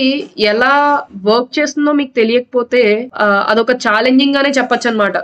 మానిటర్ చేయడం గానీ లేకపోతే ఒక రూల్ ని డిటెక్ట్ చేయడం గానీ చాలా కష్టం అవుతుంది. అందుకే మనకి ఫస్ట్ ఏదైనా సరే ఒక అటాక్ వచ్చిందంటే ఆ అటాక్ ఎందుకు జరిగింది, ఎలా జరుగుతుంది, ఎలా వర్క్ అవుతుంది అనేది మనం ఖచ్చితంగా తెలుసుకోవాలి. ఒకవేళ మీకు ఆ అటాక్ గురించి తెలిసి అది ఎలా పనిచేస్తుందో తెలిస్తే మీరు క్విక్ గా ఒక రేడియల్ సైకిల్ ని క్రియేట్ చేయొచ్చు ఈ మానిటరింగ్ కి, డిటెక్షన్ కి, అటాక్ ని ప్రివెంట్ చేయడానికి. అండ్ ఈ మానిటరింగ్, డిటెక్షన్ ఒక సైకిల్ అయితే లాస్ట్ సర్కిల్ ఏమొస్తుంది మనకి, లెసన్స్ లెర్న్డ్. అంటే మనం ఒక రూల్ ని క్రియేట్ చేసాము, అయినా అటాక్ జరిగింది అంటే దాని నుంచి మనం ఒకటి నేర్చుకోవాలి, మనం ఎక్కడ తప్పు చేసాం ఈ ప్రీవియస్ మెకానిజం లో అటాక్ ని ప్రివెంట్ చేయడానికి. సో దాని వల్ల మనకి కొంచెం నాలెడ్జ్ అనేది యాడ్ అవుతుంది. సో ఏమైనా సైబర్ అటాక్స్ జరిగితే ఫర్ ఎగ్జాంపుల్ ఒక చిన్న కంపెనీ ఉందనుకోండి, ఆ చిన్న కంపెనీలో వాళ్ళు ఆల్రెడీ మానిటరింగ్ కి, డిటెక్షన్ కి రూల్స్ క్రియేట్ చేశారు, ఒక మెకానిజం ని క్రియేట్ చేశారు. బట్ స్టిల్ సైబర్ అటాక్స్ జరుగుతున్నాయంటే మనం ఆ ఇన్ఫ్రాస్ట్రక్చర్ గురించి ఇంకా ఎక్కువ తెలుసుకోవాలి. ఎందుకంటే అది చాలా అవసరం ఈ MD-P2L సైకిల్ బిల్డ్ చేయడానికి. ఈ మానిటరింగ్ కండిషన్స్ ఎలా డిఫైన్ చేస్తారంటే లైక్ ఏ కండిషన్ లో అలర్ట్ అనేది ట్రిగ్గర్ అవ్వాలి ఇన్వెస్టిగేషన్ కి. ఫర్ ఎగ్జాంపుల్ ఒక డివైస్ మనకి అలర్ట్ ని జనరేట్ చేసింది అంటే ఒక అనలిస్ట్ లేకపోతే స్పెషలిస్ట్ ఎవరైతే ఉంటారో కంపెనీలో పనిచేసే వాళ్ళు ఒక సాక్ అనలిస్ట్ గానీ లేకపోతే అందులో ఒక లీడ్ గానీ ఆ ఇన్వెస్టిగేషన్ చేసి కన్క్లూడ్ చేయాలి అది నిజమైన అటాక్ లేకపోతే ఇది ఫాల్స్ పాజిటివ్ అనేది. సో ఇప్పుడు మనకి ఏదైనా ఒక అలర్ట్ ట్రిగ్గర్ అయినప్పుడు అది ఫాల్స్ పాజిటివా ట్రూ పాజిటివా చెక్ చేసుకోవాలి. అది ట్రూ పాజిటివ్ అయితే మనం రాసిన రూల్స్ లో ఎక్కడ తప్పు చేసాం అనేది మనం తెలుసుకోవాలి. ఆ గ్యాప్స్ ని ఫిల్ చేయాలి. ఆ మెకానిజం అది ఎలా వర్క్ చేస్తుంది ఇవన్నీ తెలుసుకోవాలి. అది కేవలం మనకి లైక్ అటాక్ గురించి ఫుల్ గా తెలిసినప్పుడు అది ఎందుకు ట్రిగ్గర్ అవుతుంది ఏమేం స్టేజెస్ ఉన్నాయి అన్నప్పుడు మాత్రమే ఇది మనకు తెలుస్తుంది అనమాట. ఒకవేళ నిజంగా ఒక అటాక్ జరిగితే ఆ రూట్ కాజ్ ఫైండ్ చేయడానికి చాలా ఇన్వెస్టిగేషన్ జరుగుతుంది. ఆ అనాలిసిస్ లో మనం ఒకటి లేకపోతే ఇంకా చాలా ఎక్కువ లెసన్స్ తెలుసుకుంటాం అనమాట. ఫర్ ఎగ్జాంపుల్ అటాకర్ ఈ అటాక్ ని పెర్ఫార్మ్ చేయడానికి వాడి ఇంటెన్షన్ ఏంటి, లైక్ యూజర్ అకౌంట్ ని టార్గెట్ చేయడం లేకపోతే మెషిన్ ని టార్గెట్ చేయడం అప్లికేషన్స్ ని టార్గెట్ చేయడం ఇంకా చాలా ఉంటాయి అలా అనమాట. సో వాడి ఇంటెన్షన్ ఏంటి దీన్ని టార్గెట్ చేయడం వల్ల, ఏ సెక్యూరిటీ డివైజెస్ ఫెయిల్ అయ్యాయి ఈ అటాక్ ని డిటెక్ట్ చేయడానికి లేకపోతే అన్ని సెక్యూరిటీ డివైజెస్ కూడా బ్లాక్ చేసాయా ఈ మలీషియస్ ట్రాఫిక్ ని, like వ్యాఫ్ IDS IPS fire wall ఇలాంటివి అనమాట. మనము ఒకవేళ బ్లాక్ చేసినా గానీ ఇంకేం సెక్యూరిటీ మెజర్స్ ని తీసుకోవాలి మానిటర్ చేసి డిటెక్ట్ చేసి ప్రివెంట్ చేయడానికి ఇలాంటి సిమిలర్ అటాక్స్ ని ఫ్యూచర్ లో. అంటే ఒక న్యూ రూల్ ని యాడ్ చేయాలి. మనం ఇన్ని సెక్యూరిటీ డివైజెస్ ఉన్నా ఇంకా సైబర్ అటాక్ జరిగింది అంటే ఎందులో మనం తప్పు చేసాము, ఏ సెక్యూరిటీ డివైస్ లో ఫెయిల్ అయింది, ఒకవేళ అన్ని బ్లాక్ చేసినా గానీ అటాక్ జరిగింది అంటే మనం ఏదో ఒకటి మిస్ అయ్యాం. ఆ రూల్ ని మనం యాడ్ చేయాల్సి ఉంటుంది. సర్వర్ ని కాన్ఫిగర్ చేయడం ఇలాంటివి ఉంటాయి అన్నమాట. సైబర్ అటాక్ క్లాసిఫికేషన్ లో ఒకటి తెలుసుకోవాల్సింది ఏంటంటే సైబర్ అటాక్స్ అనేది ఓన్లీ సర్వర్ గానీ నెట్వర్క్ డివైజెస్ కి మాత్రమే లిమిటెడ్ కాదు. ఇవి సైబర్ అటాక్ అనేది అకౌంట్ కి జరగచ్చు, ఎండ్ యూజర్ వర్క్ స్టేషన్ కి జరగచ్చు, సర్వర్ కి జరగచ్చు, అప్లికేషన్ కి జరగచ్చు, నెట్వర్క్ డివైస్ కి జరగచ్చు. చాలా టైప్ ఆఫ్ సైబర్ అటాక్స్ అనేవి ఉన్నాయన్నమాట. సెక్యూరిటీ ప్రొడక్ట్స్ ఉంటాయి లైక్ ఫైర్ వాల్ గానీ ఐడిఎస్ ఐపీఎస్ గానీ వ్యాఫ్ గానీ ప్రాక్సీ ఇలా. ఇవి ఎందుకు ఉపయోగిస్తారంటే ట్రాఫిక్ ని మానిటర్ చేసి కంట్రోల్ చేయడానికి ఈ టైప్ ఆఫ్ సైబర్ అటాక్స్ ని. సో ఇందులో మనం ఇప్పుడు 4 కేటగిరీస్ కింద డివైడ్ చేసాం. Network level attack, system level attack, application level attack, user level attack. ఒక్కొక్క దాని గురించి క్లియర్ గా చూద్దాము. ఈ వీడియోలో కేవలం నేను నెట్వర్క్ లెవెల్ అటాక్ గురించి మాత్రమే చెప్తాను ఎందుకంటే చాలా టైం పడుతుంది అండ్ చాలా ఇంట్రెస్టింగ్ గా ఉంటుంది. So next system level attack, application level attack, user level attack చూద్దాము. సో ఇప్పుడు నెట్వర్క్ లెవెల్ అటాక్ గురించి చూద్దాము. సో నెట్వర్క్ లెవెల్ అటాక్స్ గురించి తెలిసే ముందు మీకు ఏమర్థం అవ్వాలి అంటే మనం ఈ అటాక్స్ ని నెట్వర్క్ లెవెల్ అటాక్స్ అని ఎలా చెప్తాము అనేది తెలుసుకోవాలి. ఈ అటాక్స్ నెట్వర్క్ లేయర్ లో మానిటర్ చేసి కంట్రోల్ అవుతాయి అన్నమాట. సో ఈ అటాక్స్ ఏం ఇన్ఫర్మేషన్ ఇస్తాయంటే మనకి attacker IP, target IP, source port, targeted port and targeted protocol. So ఈ అటాక్స్ మనకి ఈ ఇన్ఫర్మేషన్ ఇస్తాయన్నమాట. Attacker IP, target IP, source port, targeted port, target protocol. So ఈ నెట్వర్క్ అలర్ట్స్ అనేవి ఎందుకు యూజ్ అవుతాయంటే లైక్ అటాకర్ యాక్సెస్ చేయడానికి attempt చేసింది సర్వర్ నుండి జరిగిందా లేకపోతే పోర్ట్ నుండి జరిగిందా అనేది ఇది డిటర్మైన్ చేస్తుంది అనమాట. ఫర్ ఎగ్జాంపుల్ ఒక అటాక్ అబ్జర్వ్ చేసాం అనుకోండి, దాని డెస్టినేషన్ పోర్ట్ వచ్చేసరికి 443. అంటే దాని అర్థం ఏంటి, అటాకర్ మలీషియస్ పేలోడ్ ని వెబ్ సర్వర్ కి పంపుదామని ట్రై చేస్తున్నాడు. సో నేను ఇప్పుడు కొన్ని డిఫరెంట్ అటాక్స్ గురించి ఎక్స్ప్లెయిన్ చేస్తాను చూడండి, అటాకర్ ఎలా పర్ఫార్మ్ చేస్తాడు అనేది. సో ఒక్కొక్కటి క్లియర్ గా చూద్దాము. ఫస్ట్ వచ్చేసరికి డిఎన్ఎస్ జోన్ ట్రాన్స్ఫర్ అటాక్, రికానిసెన్స్. ఈ అటాక్ లో ఏమవుతుందంటే అటాకర్ ఇన్ఫర్మేషన్ కలెక్ట్ చేస్తాడు అనమాట. టార్గెట్ యొక్క ఇన్ఫర్మేషన్ ని కలెక్ట్ చేస్తాడు. ఫర్ ఎగ్జాంపుల్ ఏబిసి అనే ఒక కంపెనీ ఉంది, ఆ కంపెనీని అటాకర్ అటాక్ చేద్దాం అనుకుంటున్నాడు. సో అటాకర్ దగ్గర ఓన్లీ ఒకే ఒక ఇన్ఫర్మేషన్ ఉంది, అదేంటి డొమైన్ నేమ్. లైక్ abcmarket.com అనే డొమైన్ నేమ్ ఒకటే ఉంది వాడి దగ్గర, abcmarket.com. సో అటాకర్ దగ్గర ఈ abcmarket.com అనే ఒకే ఒక్క ఇన్ఫర్మేషన్ ఉందన్నమాట. అటాకర్ ఇప్పుడు ఏం చేస్తాడంటే డిఎన్ఎస్ జోన్ ట్రాన్స్ఫర్ అటాక్ చేస్తాడు. ఆ కంపెనీ యొక్క డిఎన్ఎస్ సర్వర్ కి మొత్తం డిఎన్ఎస్ రికార్డ్స్ ని కలెక్ట్ చేయడానికి ఈ అటాక్ ని పెర్ఫార్మ్ చేస్తాడంటే అవి ఏంటి, IP address, domain names DNS server లో స్టోర్ అయి ఉంటాయి అవన్నీ. సో అటాకర్ కి ఈ ఇన్ఫర్మేషన్ ఫస్ట్ వచ్చిందంటే ఇంకా మిగతా అటాక్స్ ని పెర్ఫార్మ్ చేయడానికి ఇవి రీసోర్సెస్ కింద వాడికి ఉపయోగపడతాయి అనమాట. సో జోన్ ట్రాన్స్ఫర్ అనేది ఒక యాక్టివిటీ అనమాట. ఒక కంపెనీ యొక్క మొత్తం అప్డేట్ అయిన రికార్డ్స్ అన్ని కూడా ఆ company DNS primary and secondary servers లో స్టోర్ అయి ఉంటాయి. సో డిఎన్ఎస్ సర్వర్స్ ఎలా మెయింటైన్ చేస్తుందంటే ఆ డిఎన్ఎస్ రికార్డ్స్ ని జోన్స్ కింద మెయింటైన్ చేస్తాయి. సో ఫార్వర్డ్ జోన్ లో ఏముంటాయంటే domain to IP address mapping ఉంటుంది అనమాట. అండ్ అలానే రివర్స్ జోన్. సో ఇదేంటంటే రివర్స్ ఐపీ అడ్రస్ నుంచి డొమైన్ కి మ్యాపింగ్ ఉంటుంది. IP address to domain names. ఈ కమ్యూనికేషన్స్ ఎలా జరుగుతాయంటే టీసీపీ ప్రోటోకాల్ మీద బేస్ అయి ఉంటాయి అనమాట. సో అటాకర్ ఏం చేస్తాడంటే డిఎన్ఎస్ జోన్ ట్రాన్స్ఫర్ అటాక్ ని పెర్ఫార్మ్ చేస్తాడు. ఆ టార్గెట్ యొక్క డిఎన్ఎస్ సర్వర్ కి అటాక్ ని పెర్ఫార్మ్ చేస్తాడు. ఎందుకంటే వాడికి మొత్తం ఇన్ఫర్మేషన్ వస్తుంది అనమాట. డొమైన్ అండ్ ఐపీ ఇన్ఫర్మేషన్ ఏదైతే స్టోర్ అయ్యి ఉందో, like email server the, website, FTP server, ఇంకా చాలా. ఎలా టీసీపీ బేస్డ్ డిఎన్ఎస్ ప్యాకెట్స్ ని పంపిస్తాడు అనమాట. డిఎన్ఎస్ ప్యాకెట్స్ ని పంపిస్తాడు. సో ఇప్పుడు సెక్యూరిటీ మెజర్స్ గురించి మాట్లాడుకుందాం. సెక్యూరిటీ ప్రొడక్ట్స్ చాలా సైబర్ అటాక్స్ నుంచి ప్రొటెక్ట్ చేస్తాయి అనమాట. సో ఎలా అంటే ఫర్ ఎగ్జాంపుల్ మీరు యాంటీవైరస్ తీసుకున్నారనుకోండి, అది ఎప్పటికప్పుడు అప్డేట్ చేస్తుంటే సిగ్నేచర్స్, రూల్స్ ఎప్పటికప్పుడు అప్డేట్ అవుతూ ఉంటాయి డేటాబేస్ లో. సో లేటెస్ట్ వల్నరబిలిటీస్ గానీ ఎక్స్ప్లాయిట్స్ గానీ ఏమైనా వస్తుంటే వాటికి అలానే సేమ్ మన కంపెనీలో ఏవైతే ఐడిఎస్, ఐపీఎస్ ఇటువంటివి ఏవైతే సెక్యూరిటీ డివైజెస్ ఉంటాయో వాటికి ఈ సైబర్ అటాక్స్ నుంచి మనం ప్రొటెక్ట్ చేసుకోవడానికి ఎప్పటికప్పుడు సిగ్నేచర్స్ ని, రూల్స్ ని డేటాబేస్ లో అప్డేట్ చేస్తూ ఉండాలి. లేటెస్ట్ వల్నరబిలిటీస్, ఎక్స్ప్లాయిట్స్ నుంచి గ్యాదర్ చేసి. సో ఒకవేళ మనకి ఏమైనా అలర్ట్ ట్రిగ్గర్ అయితే ఇన్వెస్టిగేషన్ తర్వాత క్లారిఫై చేయొచ్చు అనమాట. అది ట్రూ అలారమా లేకపోతే ఫాల్స్ అలారమా అనేది. ఫర్ ఎగ్జాంపుల్ ఫైర్ వాల్ తీసుకోండి, అది కరెక్ట్ గా కాన్ఫిగర్ చేయలేదు అనుకోండి ఒక అటాక్ ని ప్రివెంట్ చేయడానికి, అది మనకి ఎలా అవుతుంది, అది ఒక లెసన్ కింద అవుతుంది అనమాట. దాని నుంచి మనం ఒక లెసన్ నేర్చుకోవచ్చు. సో దాన్ని లెసన్స్ లెర్నడ్ కింద కన్సిడర్ చేస్తాం. సో యాక్సెస్ కంట్రోల్ లిస్ట్ అనేది యాడ్ చేయాలన్నమాట. అటాక్ జరిగిన తర్వాత మనం ఏదైతే లెసన్స్ నేర్చుకున్నామో ఆ యాక్సెస్ కంట్రోల్ లిస్ట్ ని యాడ్ చేస్తే ఫ్యూచర్ లో ఇలాంటి అటాక్ అనేది జరగకుండా జరుగుతుంది. సో అప్పుడు MD-P2L సైకిల్ అనేది కంప్లీట్ అవుతుంది అనమాట ఆ అటాక్ కి అగైనెస్ట్ గా. సో ఇక్కడ మీరు ఇమేజ్ చూసుకున్నట్లయితే మీకు క్లియర్ గా అర్థమవుతుంది. ఇందులో మీకు ఏం రిప్రజెంట్ అయ్యింది, monitor and control methods, security devices కి అండ్ టార్గెట్ సర్వర్. ఒక మలీషియస్ ప్యాకెట్ ఆ సెక్యూరిటీ ప్రొడక్ట్స్ నుంచి పాస్ అవుతూ ఉంటే డిఎన్ఎస్ జోన్ ట్రాన్స్ఫర్ అటాక్ ఏమేమి జరుగుతుంది అనేది ఇప్పుడు చూద్దాం ఒకసారి. So monitor and control observation గురించి చూద్దాము. ఫస్ట్ ఫైర్ వాల్ తీసుకుంటే, ఫైర్ వాల్ లో మానిటర్ చూసుకుంటే ఫైర్ వాల్ ఏ టైప్ ఆఫ్ లాగ్స్ ని జనరేట్ చేస్తుందంటే నెట్వర్క్ కనెక్షన్ నుండి పాస్ అయ్యే time, source IP, destination IP, source port, destination port, protocol, action అంటే బ్లాక్ అయిందా లేకపోతే ఎలో అయిందా అనేది, ఎన్ని బైట్స్ ట్రాన్స్ఫర్ అయ్యాయి, ఇలాంటి ఇన్ఫర్మేషన్, ఇలాంటి లాగ్స్ అన్ని జనరేట్ చేస్తుంది అనమాట fire wall DNS zone transfer attack ని పెర్ఫార్మ్ చేయడానికి. సో ఇది ఏం చూస్తుందంటే టీసీపీ బేస్డ్ డిఎన్ఎస్ రిక్వెస్ట్లు పోర్ట్ 53 నుండి ఫైర్ వాల్ లాగ్స్ లో మనం చెక్ చేస్తాం అనమాట.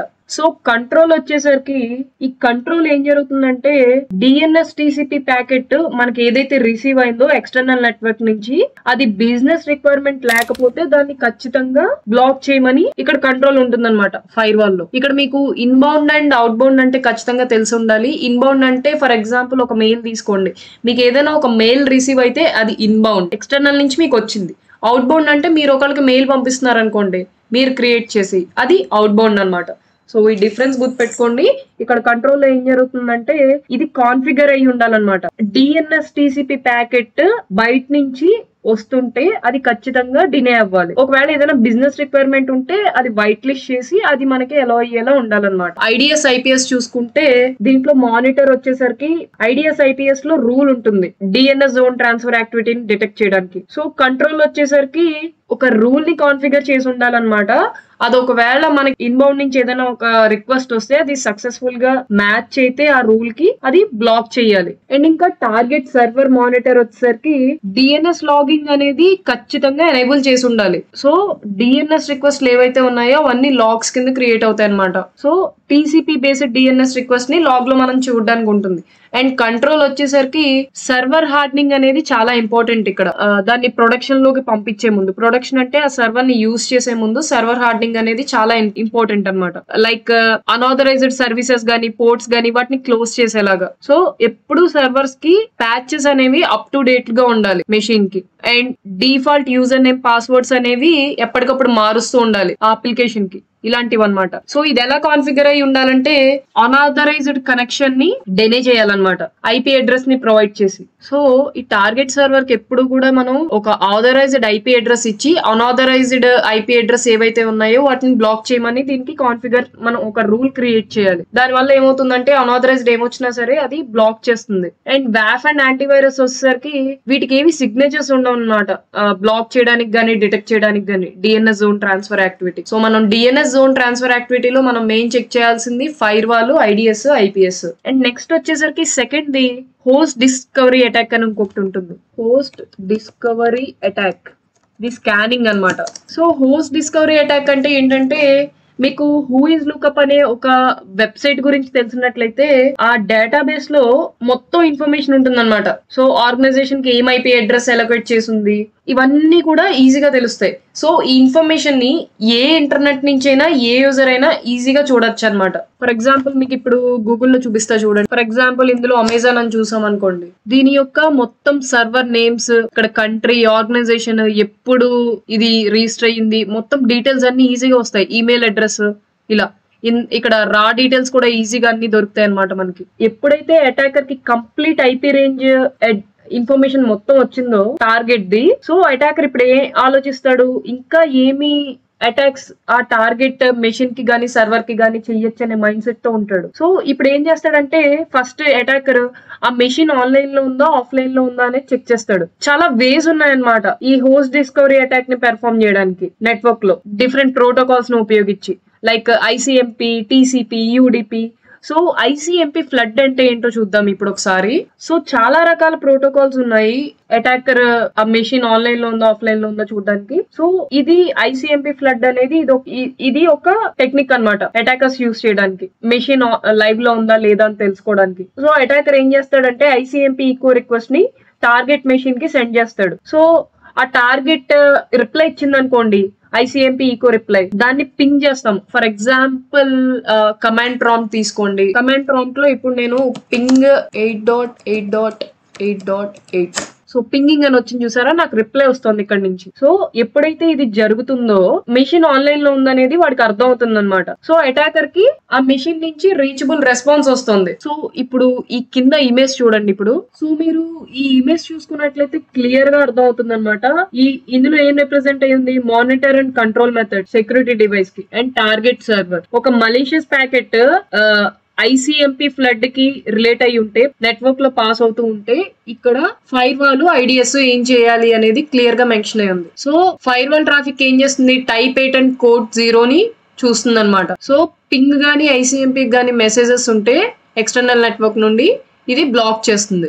అండ్ ఐడిఎస్ వచ్చేసరికి ఐసిఎంపి ఫ్లడ్ సిగ్నేచర్ ని చూస్తుంది అనమాట. అండ్ దానికి రాసిన రూల్ కి గానీ మ్యాచ్ అయితే అలర్ట్ ట్రిగ్గర్ అయ్యి అది బ్లాక్ చేస్తుంది. సో నెక్స్ట్ వచ్చేసరికి SIM flood. Attacker multiple network packets ని సిమ్ ఫ్లాగ్ తో టీసీపీ పోర్ట్స్ లో పంపిస్తాడు అనమాట. ఆ టార్గెట్ మెషిన్ ఏదైతే ఉందో అది రెస్పాన్స్ ఇచ్చింది అనుకోండి సింప్లెస్ ఎక్నాలెడ్జ్ ఫ్లాగ్ తో నెట్వర్క్ ప్యాకెట్ లో, ఆ టార్గెట్ మెషిన్ ఆన్లైన్ లో ఉండి ఆ పోర్ట్ ఇది వింటోంది అని దాని అర్థం. సో సెక్యూరిటీ మెజర్స్ ఏంటంటే ఇక్కడ మీరు ఈ ఇమేజ్ చూసుకున్నట్లయితే ఇక్కడ ఏం రిప్రజెంట్ అయ్యింది, monitor and control methods security devices కి అండ్ టార్గెట్ సర్వర్. ఒక malicious packet SIM flood related గా అటాక్ జరిగితే నెట్వర్క్ లో మీరు ఈ కింద చూసుకున్నవి ఇలా ఉంటుందన్నమాట.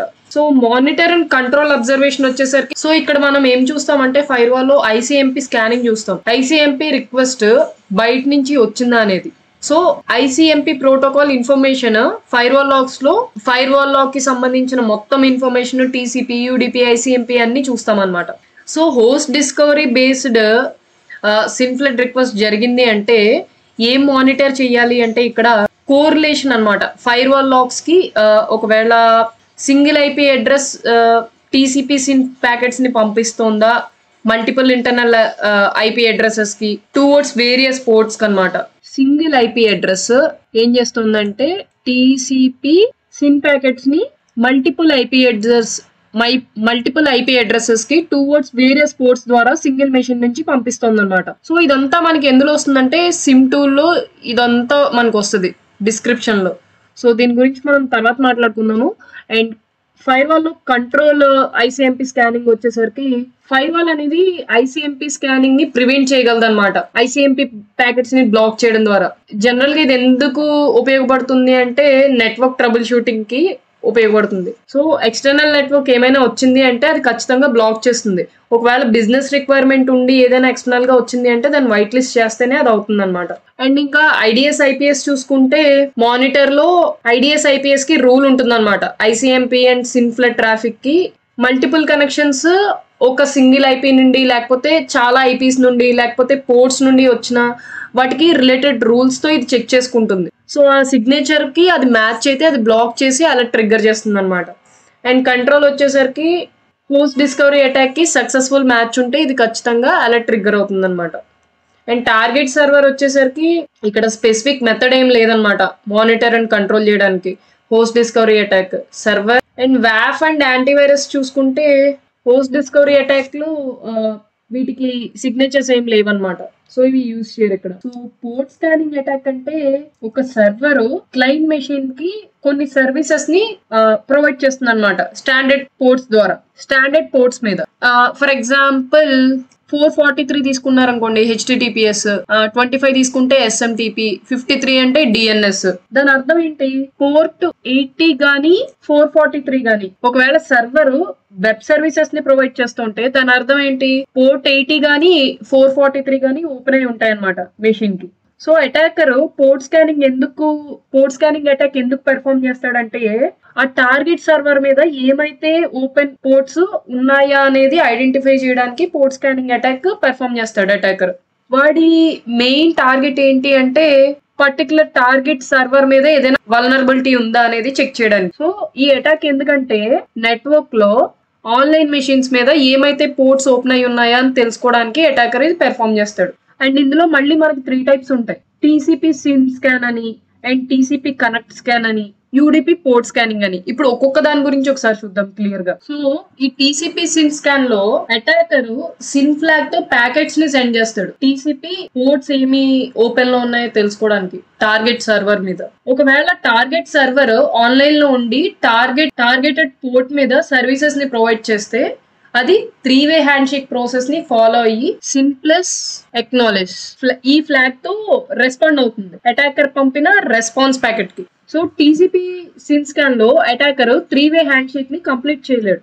దీన్నే half open port scanning attack అని కూడా అంటారు. Half open port scanning attack.